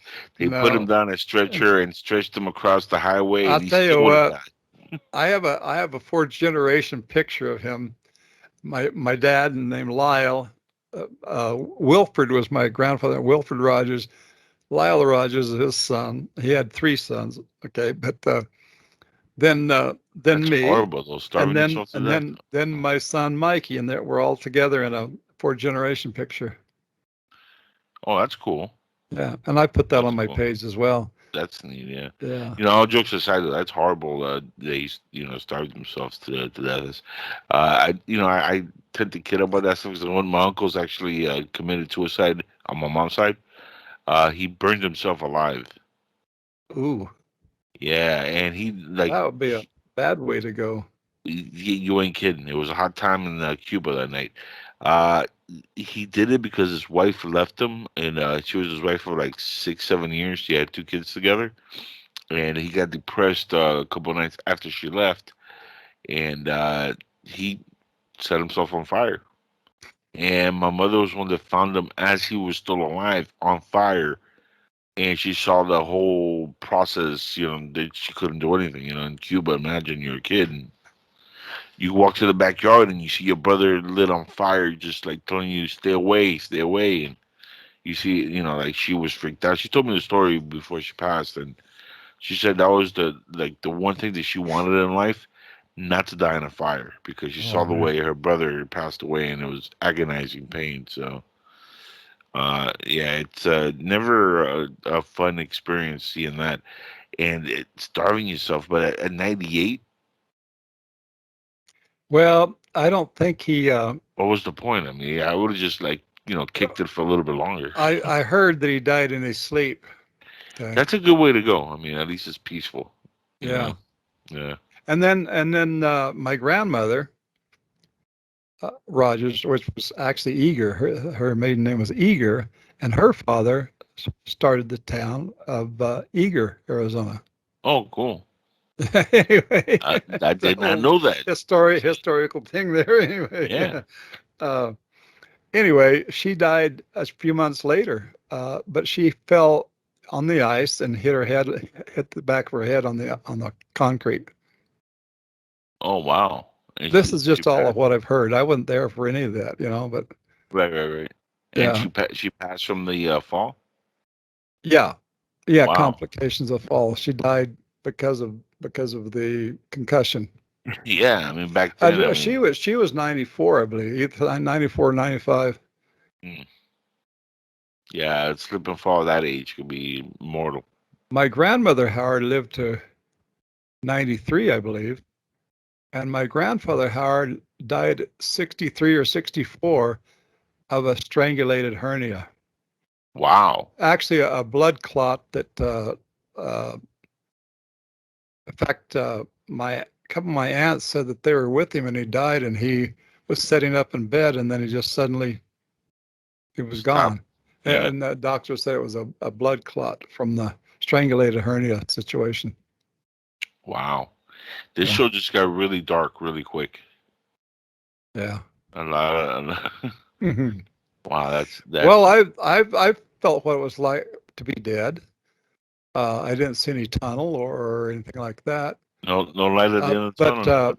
I had a hernia operation in Payson, Arizona, and it was in the late afternoon, and I remember going under anesthesia, and I woke up and I thought it was the next morning.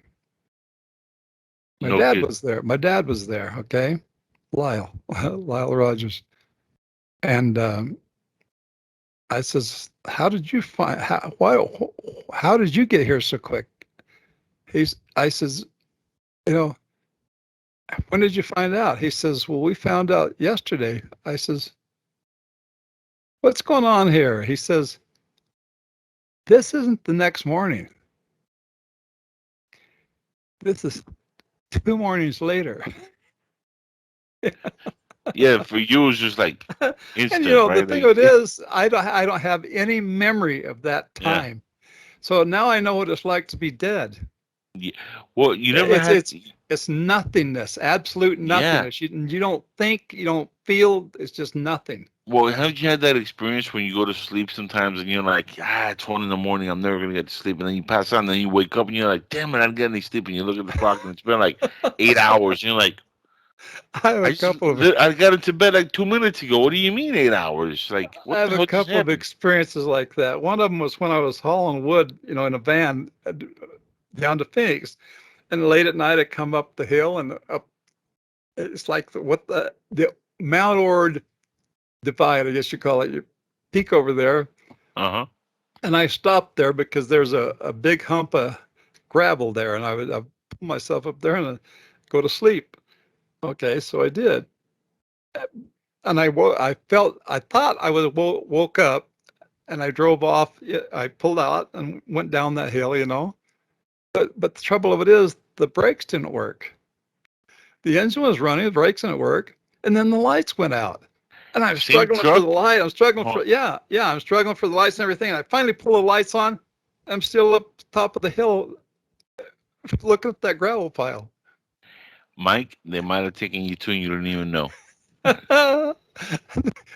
Somewhere there's some grays and they're like, we probed him. He has no idea.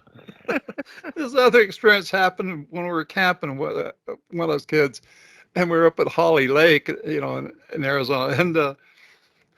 And anyway, we got there in the afternoon, and then it got dark and everything, and so everybody went to bed, right? In the tent, right? Oh boy. Several tents. Anyway, excuse me. Anyway, we I bumped Yeah, it my- wasn't like an orgy in a tent. Everybody come down. No. Anyway, So we all got in the tent together naked. No, I went to bed in the tent. I had my own tent. I went to bed in the tent, and I had a nice sleep. And the next morning I woke up and, the sun was shining and everything. And I thought, oh, so I got up and I started to fix some breakfast and the sun went down. You slept through the entire day.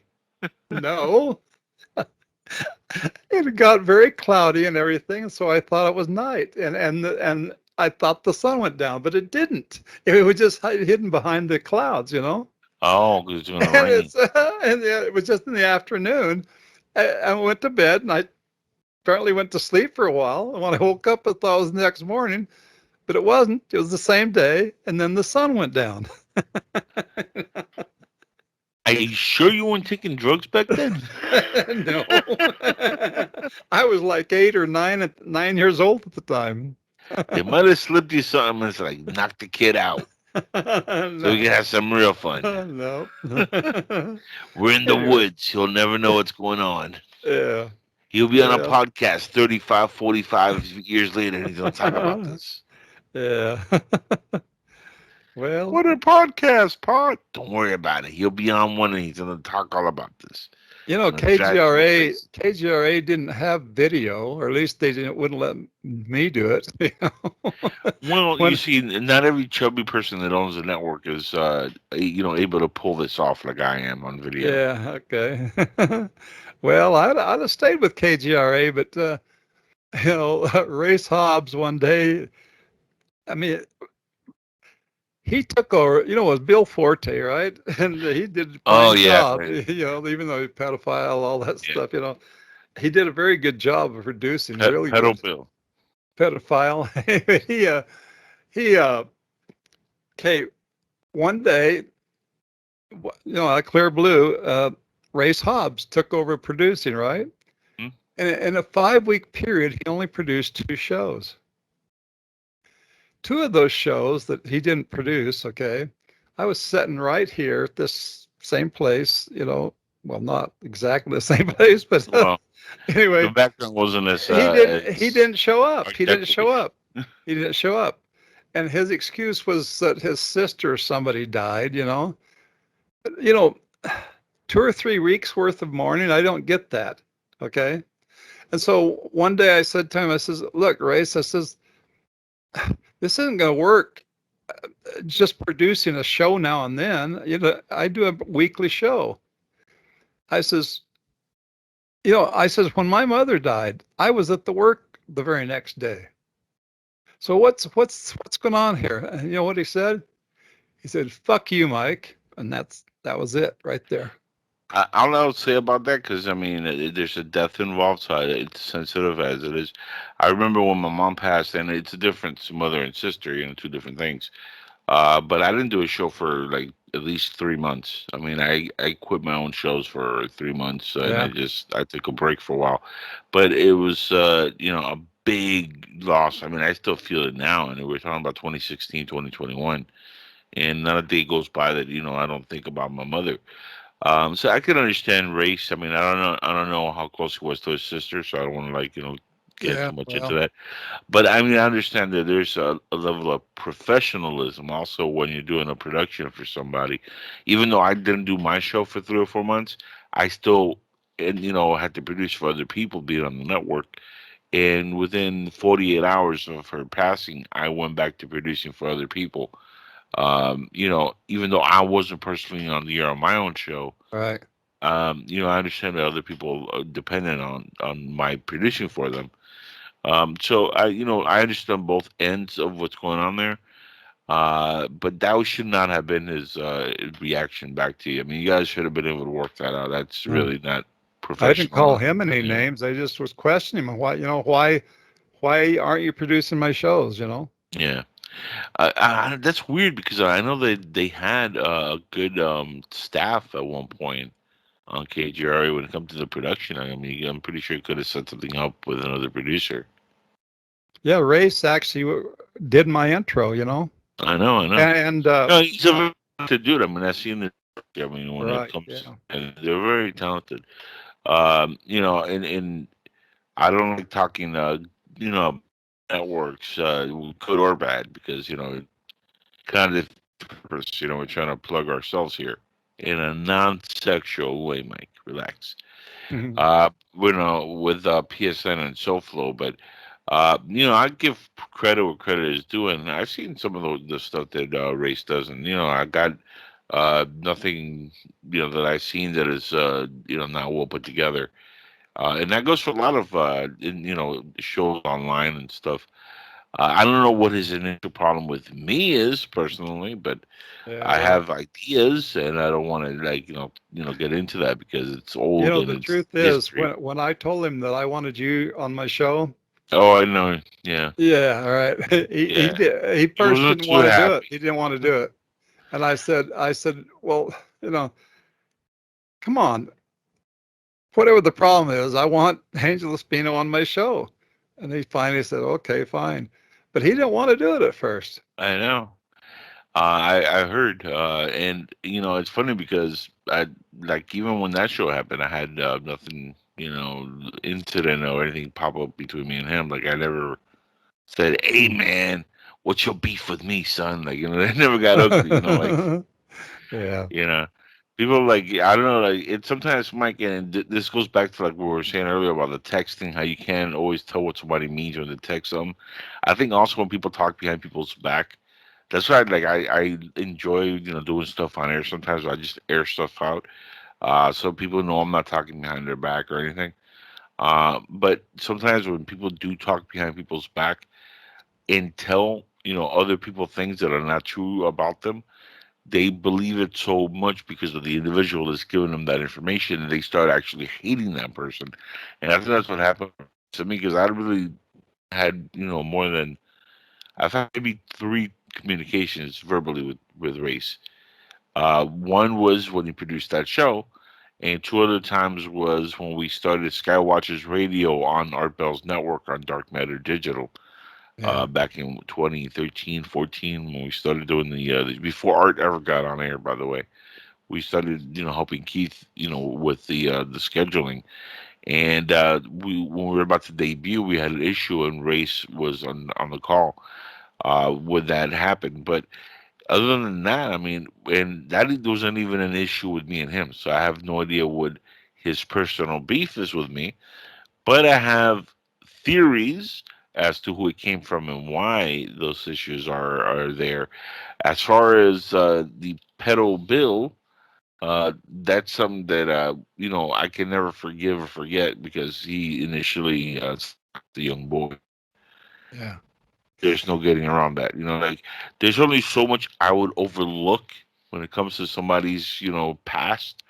And everybody makes mistakes. People do Yeah. all kinds of stupid stuff. Like we were talking about drug use earlier. That stuff, when you're young, you're dumb. You do stupid stuff. But when you're involved in sodomizing an underage boy, that's a wrap, as far as I'm concerned. When it comes to you as a credible Yeah. person. No, just Well, live your life and all I know serious. about That's Bill what is that he produced my show and he did a really good job. I That's all I heard. know. I heard. Yeah, I heard not only from you, but that's why Race wanted to keep him on board because he was like the one guy who was always there and stuff. So Yeah. and that's why I'm surprised the Race couldn't get somebody else to produce for you. But again, I wasn't involved. It's not my network. I Yeah. don't know if maybe Race Well, had I'm something not there against you anymore, or so yeah, let bygones be gone. Be yeah, yeah. bygones. Yeah. And like I said, I don't even have at this point any issues to even bring up on Bill because he's not on my network, so it doesn't bother me. Whatever he does, he does. That's his business. Yeah. As long as no kids are getting hurt, that's the only thing that that matters to me.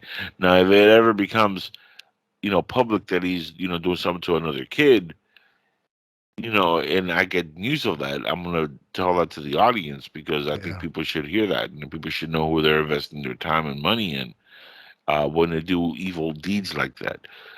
So he better stay clean, if you know what I mean. Yeah. Uh, but let's forget about that other network. It's like the RG guy.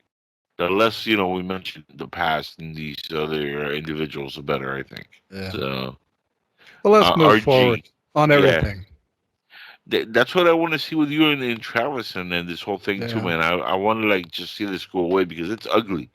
And we're in a position right now where we're getting a soft disclosure from the Pentagon. I think we're just being, led around like a yo-yo. They're not really going to tell us anything. And I would hate to lose this case and, and have this go down the toilet as something somebody like went out of their way to debunk. Even if it's a true case, this guy is out there, like talking all this nonsense and this crap. So we don't need that, and then have you and Travis also going at each other. It just doesn't look right. Yeah. You know what I mean? And especially Yep. you guys are two awesome human beings, man.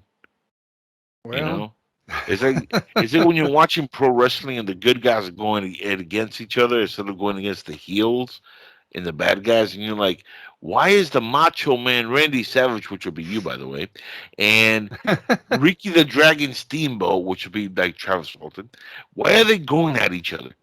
Like like why is that happening? And then somewhere I'll be like Mean Gene Okerlund somewhere going, I do not know. They're just going at each other for no reason. Tell us, and you'll be like, step into a Slim Jim, and then all hell will break loose. I don't see the hell breaking loose. okay. Well, You know, I just want to be happy, and I am happy, and my girlfriend left me. that's all that matters, brother. That And I figured out, what happiness really is. It's having no expectations. Yep.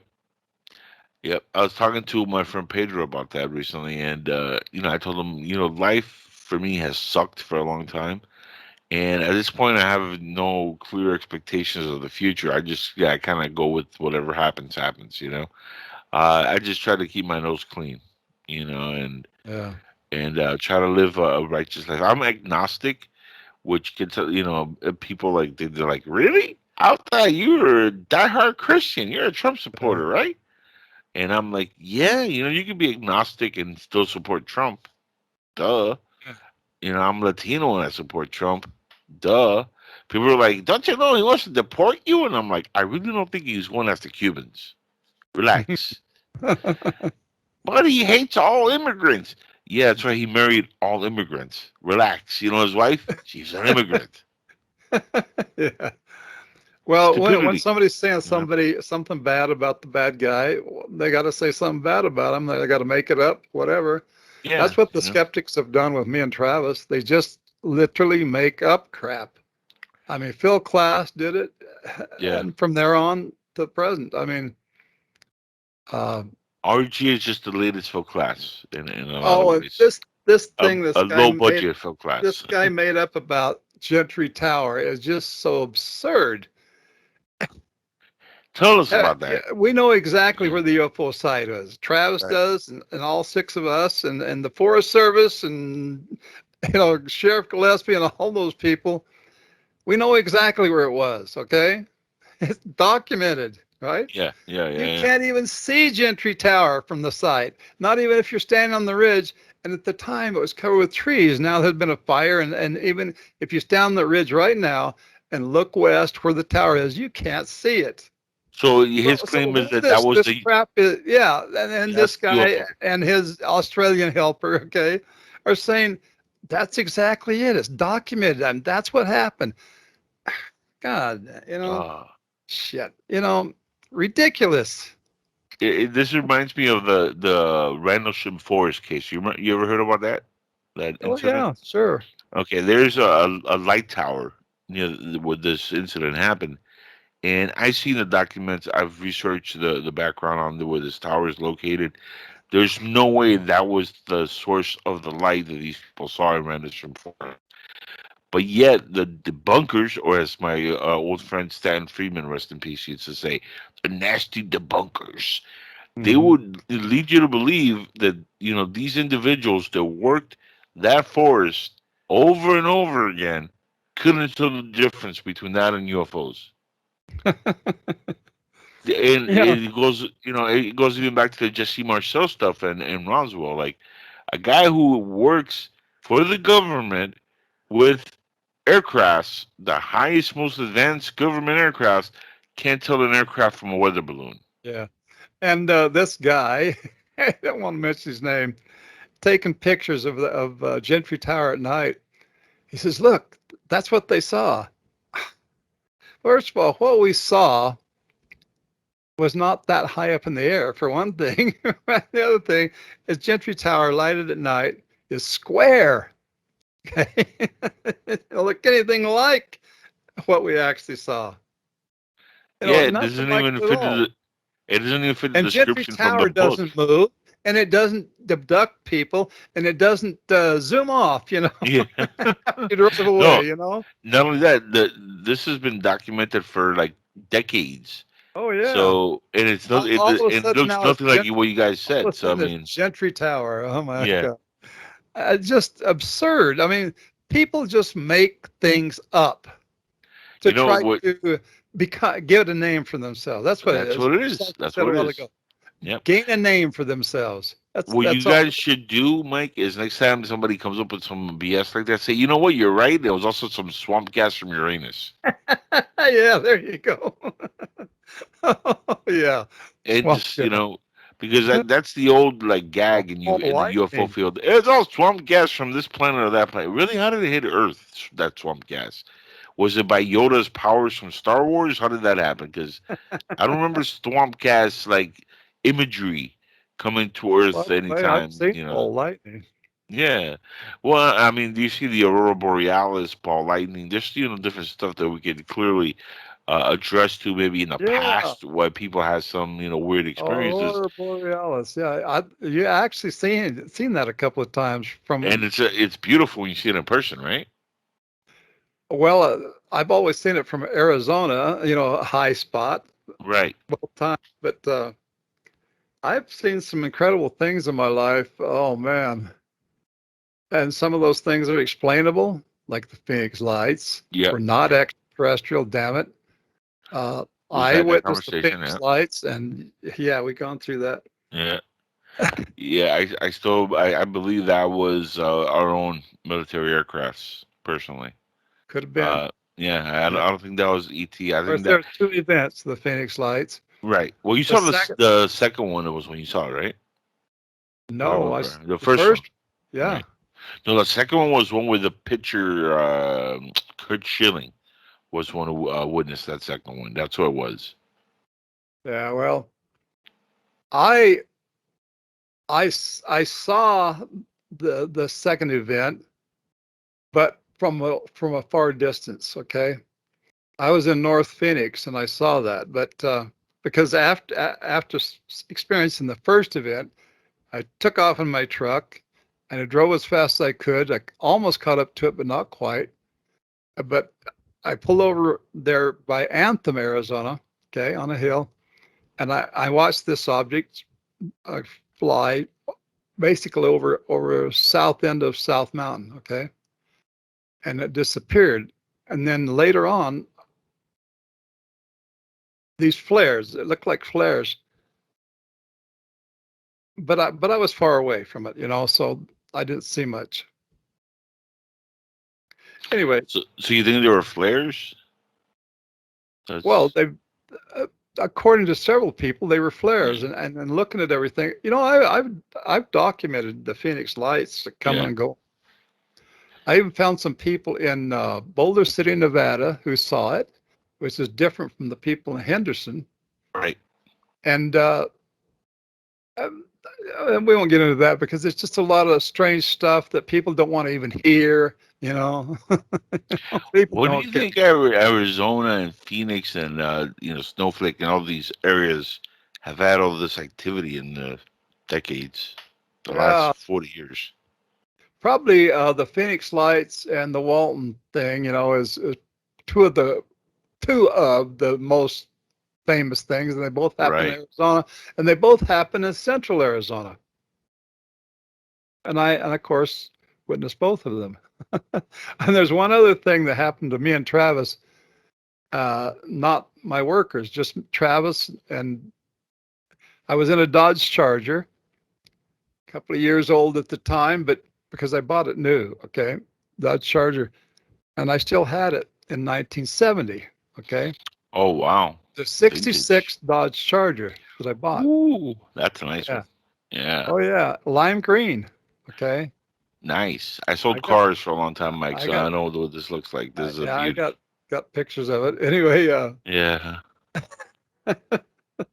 anyway, That's that hard. particular night we were heading down to Snowflake, and I said it was actually September 23rd of 1970. We were headed down the valley to go to a movie, to go to eat, and to go to the last day of Big Surf. Big Surf, and we were heading out of Snowflake. Make a long story short, I thought it was a street light because it was kind of the color of a street light, but it was at a distance, but about the size of a street light would appear right there. Okay.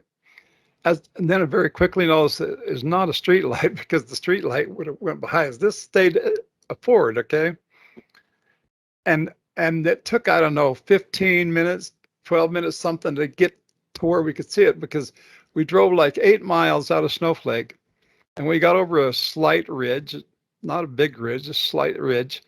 We could see this sphere up, like this, and it was orangish on the side outside and purplish towards the middle. And then right there, when we come over that, it's shone a light down, like from a point on the bottom of it. Okay. And it shone down on the ground, and it lit up an area probably the size of 2 or 3 football fields. Okay. And it lit that area up brighter than day.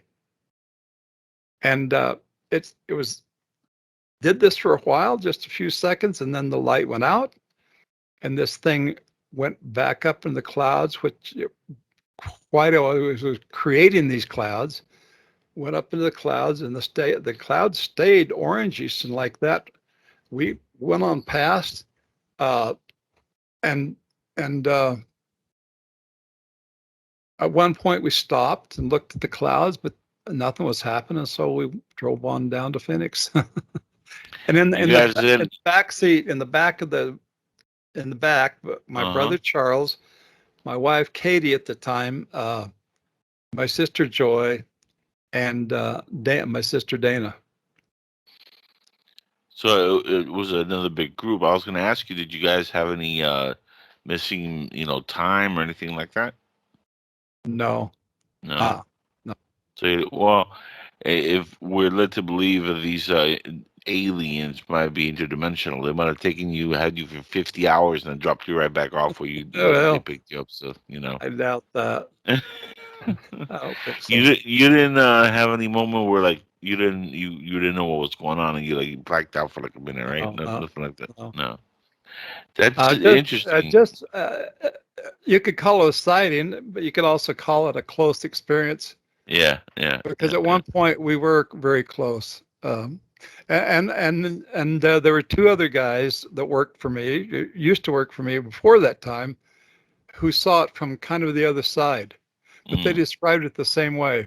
And there's also, and I have a tape still right here in my safe, okay, which is right over here in the corner. A safe we cannot. It's so safe. A guy named Rue Hunt. Okay, he was a bus driver at the time. And when Travis and I went to the first convention we'd ever gone to in Tonopah, Arizona. Hold on, did you say his name was Wuhan? Rue, R-U-E, Rue. Oh, I was going to say, did you have, I was going to say it was Chinese. No. Anyway, I still have a tape of Rue Hunt because he spoke at that convention in Tonopah, and it was recorded. And I have a tape of that.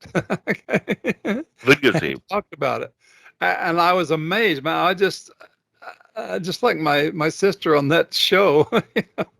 Tell the truth, when Travis flunked that test, her mouth dropped open like that. When I heard Rue Hunt there speak, oh my gosh, I thought, holy cow. He was driving that bus that we passed right there because he had pulled off to the side of the road. He had a minibus, and he said he had 8 football players with him. None of them want to talk about it.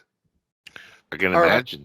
But he, of course, remembered it, and he was there at Tonopah and spoke about it. Brave man. So altogether, there was 6 of us. These 2 guys that came forward later, Barry Scott was one of the guys' names. Barry And, Scott. Okay. Yeah. So, that's Rue Hunt. That's 9 altogether. 6 of us. And these 2 guys. I think that's 17 altogether. Wow. Now that's a mass Yeah. hallucination I've ever heard. Whenever somebody was saying that, everybody's delusional. And the descriptions are almost identical. Yeah. Okay. Rue Hunt said, and it left a vapor trail. That's interesting. That's kind of odd because I just saw it go back up into the clouds. Now I could tell that it was creating the clouds. And of course, Rue Hunt was a slightly different position than us. We were moving. Right. That would make a difference. Yeah. We were going down the road in that Dodge Charger. He was in this bus or standing by this bus or in the bus. He was the bus driver. Mm-hmm. So he had a real good view through the window of that bus, but it was different. The description is very, very similar. Yeah. Yeah. I'm telling you, there's something going on, and I don't think it's so much ET based as it is, that people are seeing out there is our test flying, our test lights for a lot of the black budget projects that we have in this country, and people are like, yeah, if they're going to test fly some stuff, they're going to make it so nobody sees it. Not necessarily. A lot of times, they think that they could play, us like dummies. But there are people that actually either accidentally or now with all the technology are like actually looking for this stuff. So that's, making it harder for the government to keep the secret. Somebody was, telling me, oh man, have you seen the Pentagon footage? It's so cool. The Pentagon's putting this stuff out there and they're talking about this, Angel, and you should be so happy about this after all these years. And I'm like, I saw most of these videos 4 years ago. They're not telling me anything new. Like none of this is new footage that we're seeing here. Like when are they going to start actually giving us some proper information of what they have? The Werner von Braun stuff, the stuff they've kept classified, our own aircraft, the energy sources these things are using. That's what they need to start talking about. But it's all show and tell. It's all one big orchestrated act. And I think a lot of the folks that are seeing these aircrafts in Arizona are seeing a lot of that stuff, and a lot of that in the U.S. And that's part of the big secrecy. I think what's going on. While there's been actual incidents, I think the actual cases of actual UFOs from other worlds are slim to a very few because of the technology that they possess, compared to the technology that we possess, which is flawed because we're starting to learn how to use it. So you would have crashes, you would have multiple sightings because there's mistakes. We're humans. We don't make anything perfect right up the right out of the gate. It takes sometimes decades to perfect it, and then you get it. I don't think UFOs crash though. I don't think you come all the way across space through dimension or whatever as multiples of the speed of light, or you're jumping across dimensions or whatever, and then come to Earth and crash. Yeah, I just don't. I don't think that happens. I don't think it can happen. No, I don't think naturally that they would crash. I think it has to be something like really well orchestrated, where you knew the technology and you knew how to take them down. But I don't think by themselves, I think there's no way possible they could crash on their own. They has to have some kind of incident that happens.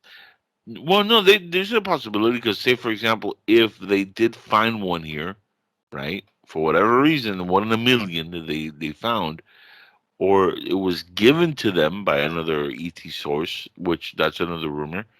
Let's say we did have some of the technology, we would have knowledge and some how to bring them down, which is possible, highly improbable, but it is possible. So it's one of those gray areas where we deal with where some people say, well, radar brings them down. Okay, prove it. You say stuff like that. Where's the radar is bringing them down? If that was the case, there will be hundreds of crashes all over the country. Where we would see them. It would not just be 1 in 47 and a few here and there. you would literally, like, anybody with a radar could just point it to the sky and start bringing suckers down, right? So whoever is spreading that, I mean, let's be honest, that's just not gonna fly in my neck of the woods. But people, they come up with all kind of ideas and stories and stuff. But I think you're right. I think on their own, there's no way they're going to come down. Not if they're traveling from either Yeah. interdimensionally or another planet. To have that kind of technology, it's like people, they're like, oh, but they have all these lights and stuff, and I'm like, that's another thing. UFOs might have a light source, but I doubt they're gonna have like all kind of colorful like lights all over the place, like headlights and stuff. If you can travel in the vastness of space, what do you need headlights for? Headlights. Yeah. Well, I You did know? see one up at the north rim of the Grand Canyon that seemed to have a shield around it. In fact, kind of a double shield. Oh, that's interesting. Yeah, it was a sphere, Yeah. which was approximately 160 to 100 feet in diameter, and out away from it, like 300 feet away from it, it had It's like a bubble like around it, yeah, or it was like you could barely see it. You could barely see it. In fact, you couldn't see the thing. You could see something created in the air. There's right. like a distortion in the air, and then out away from that, way out, there was another one that was lighter, but it was still there. You think that might be some of the sources for the orbs that people see, Mike? Because I mean, a lot of people, Oh yeah, when yeah. it comes to orbs, I actually witnessed one in southern England. Oh, no kidding. Tell Yes. us about that. Well, I've done paintings of it, illustrations.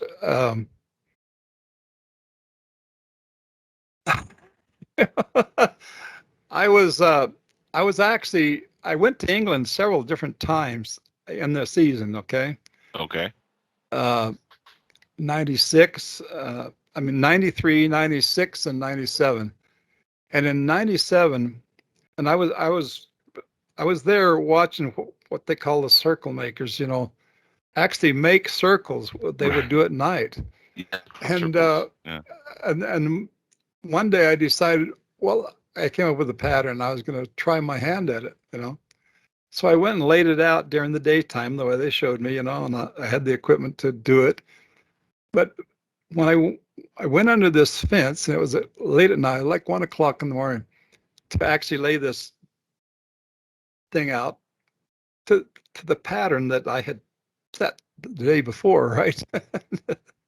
And I went under this fence. It's kind of like a strange fence, but anyway, it wasn't barbed wire, okay? Wooden. And I went under this fence to do this, and I saw this thing. It was a thing. It was like a bright light, and it was just bouncing around, right? Well, I had it in my pocket. Okay, you call it extra UV, just very strong UV, and I put it on. And what I illustrated is what I saw. Now the illustration isn't moving. Right. I've thought Right. about animating it, but I've never done that. But I don't know if you have a picture of that. No. But No. okay, But yeah, but I can get it later and put it into the video. It's yeah. not a problem. Anyway, it was a sphere, and it was somewhere between 10 and 14 feet in diameter. Oh, Okay, wow. and it was green. The one I saw was green, and I had to work. The inside of it was spinning. Okay, Mm. but the top had these things that would change. Uh, and it took it like about a minute, to make an entire huge pattern in a field, Wow. And, and then it was just zip, and it was gone. I saw a video of two spheres doing a crop circle, and this was in England also. Old video, and it looked like it was probably shot in the early 2000s or mid 90s. It was really, really grainy and old, but it looked, I mean, as authentic as you could imagine. I seen both, sides of the argument. Some people say that it's all hoax. Some people say it's all real. Um, I'm still iffy on the whole crop circle phenomenon, but the orbs is interesting to me because it reminds me of the movie Explorers, where these kids come up with a little yeah. aircraft and they put like a shield around it, Right. and that shield is like an electric magnetic shield that allows them to like levitate and travel with the speed of light and all kinds of stuff. And after seeing that movie as a kid, I always thought, especially once I got into the subject, I was like, why hasn't science figured out how to really do that? Because that would make perfect sense. Because if you're looking at a way to travel at that kind of speed, this will take care of the object inside. It's a perfect insulator for anything like radiation or anything that hits it. It'll be a perfect thing to be able to facilitate the craft. But then I started thinking about it, and I'm like, my goodness, it's a movie. This is and the thing which is really interesting. Our physics does not allow for that kind of technology. But in the movie, it looks fantastic. And then I started seeing crop circles, and I saw that one video, and I was like, you really have to start thinking outside the box, because a lot of us get in this mentality where we think our physics is the only thing in the universe, and we're now discovering that. And actually, I saw a video on this earlier, where they're saying that galaxies are traveling faster at some point than the speed of light. Now, as far as physics is concerned, that's impossible, Mike. Nothing is supposed to be able to go faster than the speed of light. But now NASA's even observed it, where they're observing galaxies that are traveling away from ours faster than light. Yeah. If galaxies can move that fast, that means physics can break down and you could do so much other things that we're just not thinking about. So I think back and I'm like, every thought that we've ever had, and we talked about this earlier, when you try to patent something, somebody already had been working on something similar. Every thought we've had, somebody's had something similar they thought about. So if we're talking about not only Earth, but now we're talking about intelligent races all over the universe, I guarantee somebody's nailed that technology somewhere. Yeah. Well, when you So- think about it, speed is only relative to another object. Right. Well, that's true. Yeah. But that's the reality. What we, of course, in science, like to say is, well, yeah, but physics breaks down when you start talking about traveling faster than light. But then they want to sell you on wormhole technology, which will get you from point A to point B like that faster than light. So, like, you can't have your milk and cookies and brownies and then say, well, it's not possible to make milk and cookies and brownies, become a reality. But then you're eating the milk, cookies, and brownies. So don't give me that, science, Yeah. because that's not a shtick either. Either one, you have one or the other. It's like people who want to say, "Oh, we're all about getting disclosure out," but then when they're in a position to do it, they don't do it. Yeah. It's the same thing. Well, you know how fast light is. You know how big Very the Earth fast. is, right? Yeah, yeah. Well, if you had 23 Earths side by side, light would flash past all of those Earths in less than a second. Yeah. No, just to imagine, I got into philosophical with somebody. If we're looking back at light that left a star system, say 1,000,000 years ago, 5 million years ago, 10 million, a billion years ago, whatever, because we see light that travels towards us, right? And we're still traveling away from this light. And our planet and our solar system is constantly in flux and moving, right? It's not in one direction. It's, tumbling in space and moving around, and we're all going in circles and stuff. What are the odds that sometimes we're looking back at light that is our own, just in a different point in space? But it's reflecting light that left 1 billion years ago from our own galaxy. And it's our galaxy 1 million years ago. Yeah. Well, there's so Under much that for a possible. There's so minute. much possible out there. Can't. I mean, speculation is.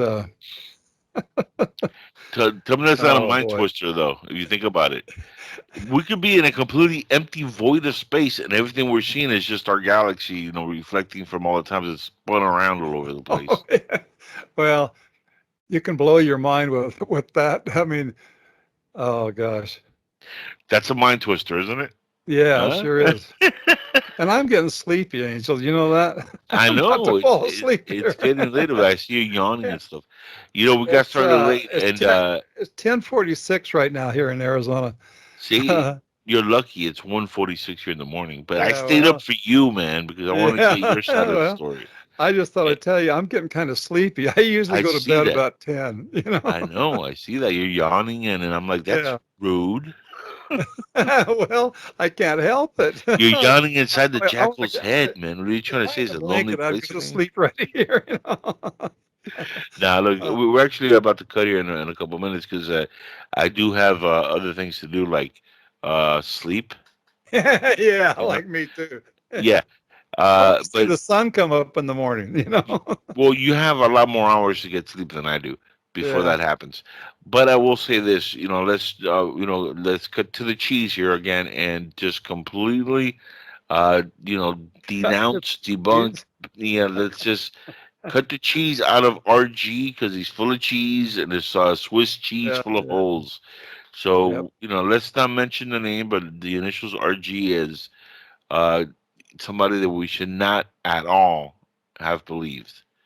And No, nope, not people at that all. are watching, that are listening, don't believe his hype. Okay, you know, uh, if you have any questions, Mike is very open about talking about this. And This yeah, guy says that I confessed to a hoax. No way in hell. And I'll leave it at that. that's it. That's all. I think everybody wants to hear that, and we want to hear that you and Travis are like working your problems out because we love you guys, Well, man. it would be good. Yes, it would. It would be good for everybody involved. With that said, I know you want to go to bed, Sleeping Beauty. Yeah. I need my beauty sleep. Yes, Uh, you still need to have like the girls go over the hair and make sure it looks yeah. nice and ready for bed. I understand. I would like to get 8 hours of sleep a night. It's very seldom ever happens actually, and every once in a while I'll go to sleep and I'll wake up 12 hours later. Yeah, that's Every happened once in a while. before. When nobody bothers me, there's nothing happening. It'll just 12 hours, something like that. Once I think it was like 16 hours. Nonstop. I didn't wake Wow. up to go to the bathroom or anything. Yeah, Uh, so I I couldn't. Yeah, I couldn't my leave there body 16 will hours. eventually get to what it needs one way or another. Put it that way. And Well, you're not as bad as I am when it comes to being a night owl, but I know you stay up at night sometimes and oh, you I stay a do little late. sometimes, Yeah, yeah. yeah, I've seen you But on I Facebook. normally wake up at 5 o'clock every morning. That's almost for certain. Yeah, I may yeah. I may go- may go back to bed after that, but 5 o'clock is pretty much for certain. Sometimes I'll even get up at 3:30, 4. That's old school. We don't do that. Our younger guys and gals don't do that. We try to get up a little later, and when we see the clock, we're like, "Oh, wait another 10 minutes." But I noticed, folks around your age. My mom was the same way. My dad's the same way. Like 5, 6 in the morning, bam, awake and ready to go. Yeah, Yeah, and one, your line of work in the past, being a logger, you had to be out there like really right. early. Yep, So you get used to that kind of life. yep. I am not that person. I cannot get up at 5 in the morning. I'm usually going to bed at 5 in the morning. So it's that's a different Yeah. story though. Well, I'm gonna let you go to bed now, Mike, and we'll okay, do this again soon. And we'll have you back on the show, God okay. willing and health willing for both of us, because we're both kind of like dealing with bad issues right now. So stay in good health. Yep. We'll be talking again on Facebook like we always do, and we'll be laughing up a storm like we always do, and hopefully Yeah. the kung flu will go right by us, and we'll still be here in Oh a yeah. And don't number of take years. that vaccine, whatever you do. No, man, I ain't getting the kill shot. I already killed my uncle. I ain't doing it. No Yeah. way, And I'm man. I'm advising everybody, do not take that vaccine. Don't allow it. And now I hear that even to get into California, which isn't that far away, you have to show proof that you've had the vaccine before they'll even let you in the state. Yeah, go figure. Even though we know now that Fauci's been lying. But hey, I always say about those things, let the truth play itself out. That's why I love being honest, because the truth is always better than fiction, and just let it play out. That's right. You see the And players drop. this Gentry Tower thing and the people around it, will blow away in the wind. Yeah. Give it Well, time. debunkers and stupid people come and go, man. It's the ones that stay with actual like encounters, like the one you guys had originally in '75. The fact that it's been this long and you guys have had the test of time is a big deal. People like RG and the girl down under, nobody's gonna know them in about 2 weeks, so it don't Yeah. matter, man. You Well, stay with it's your not going to show up on my page anymore. I can guarantee you that. block their communication with you. Just block them on Well, Facebook. And, I did block that Australian girl.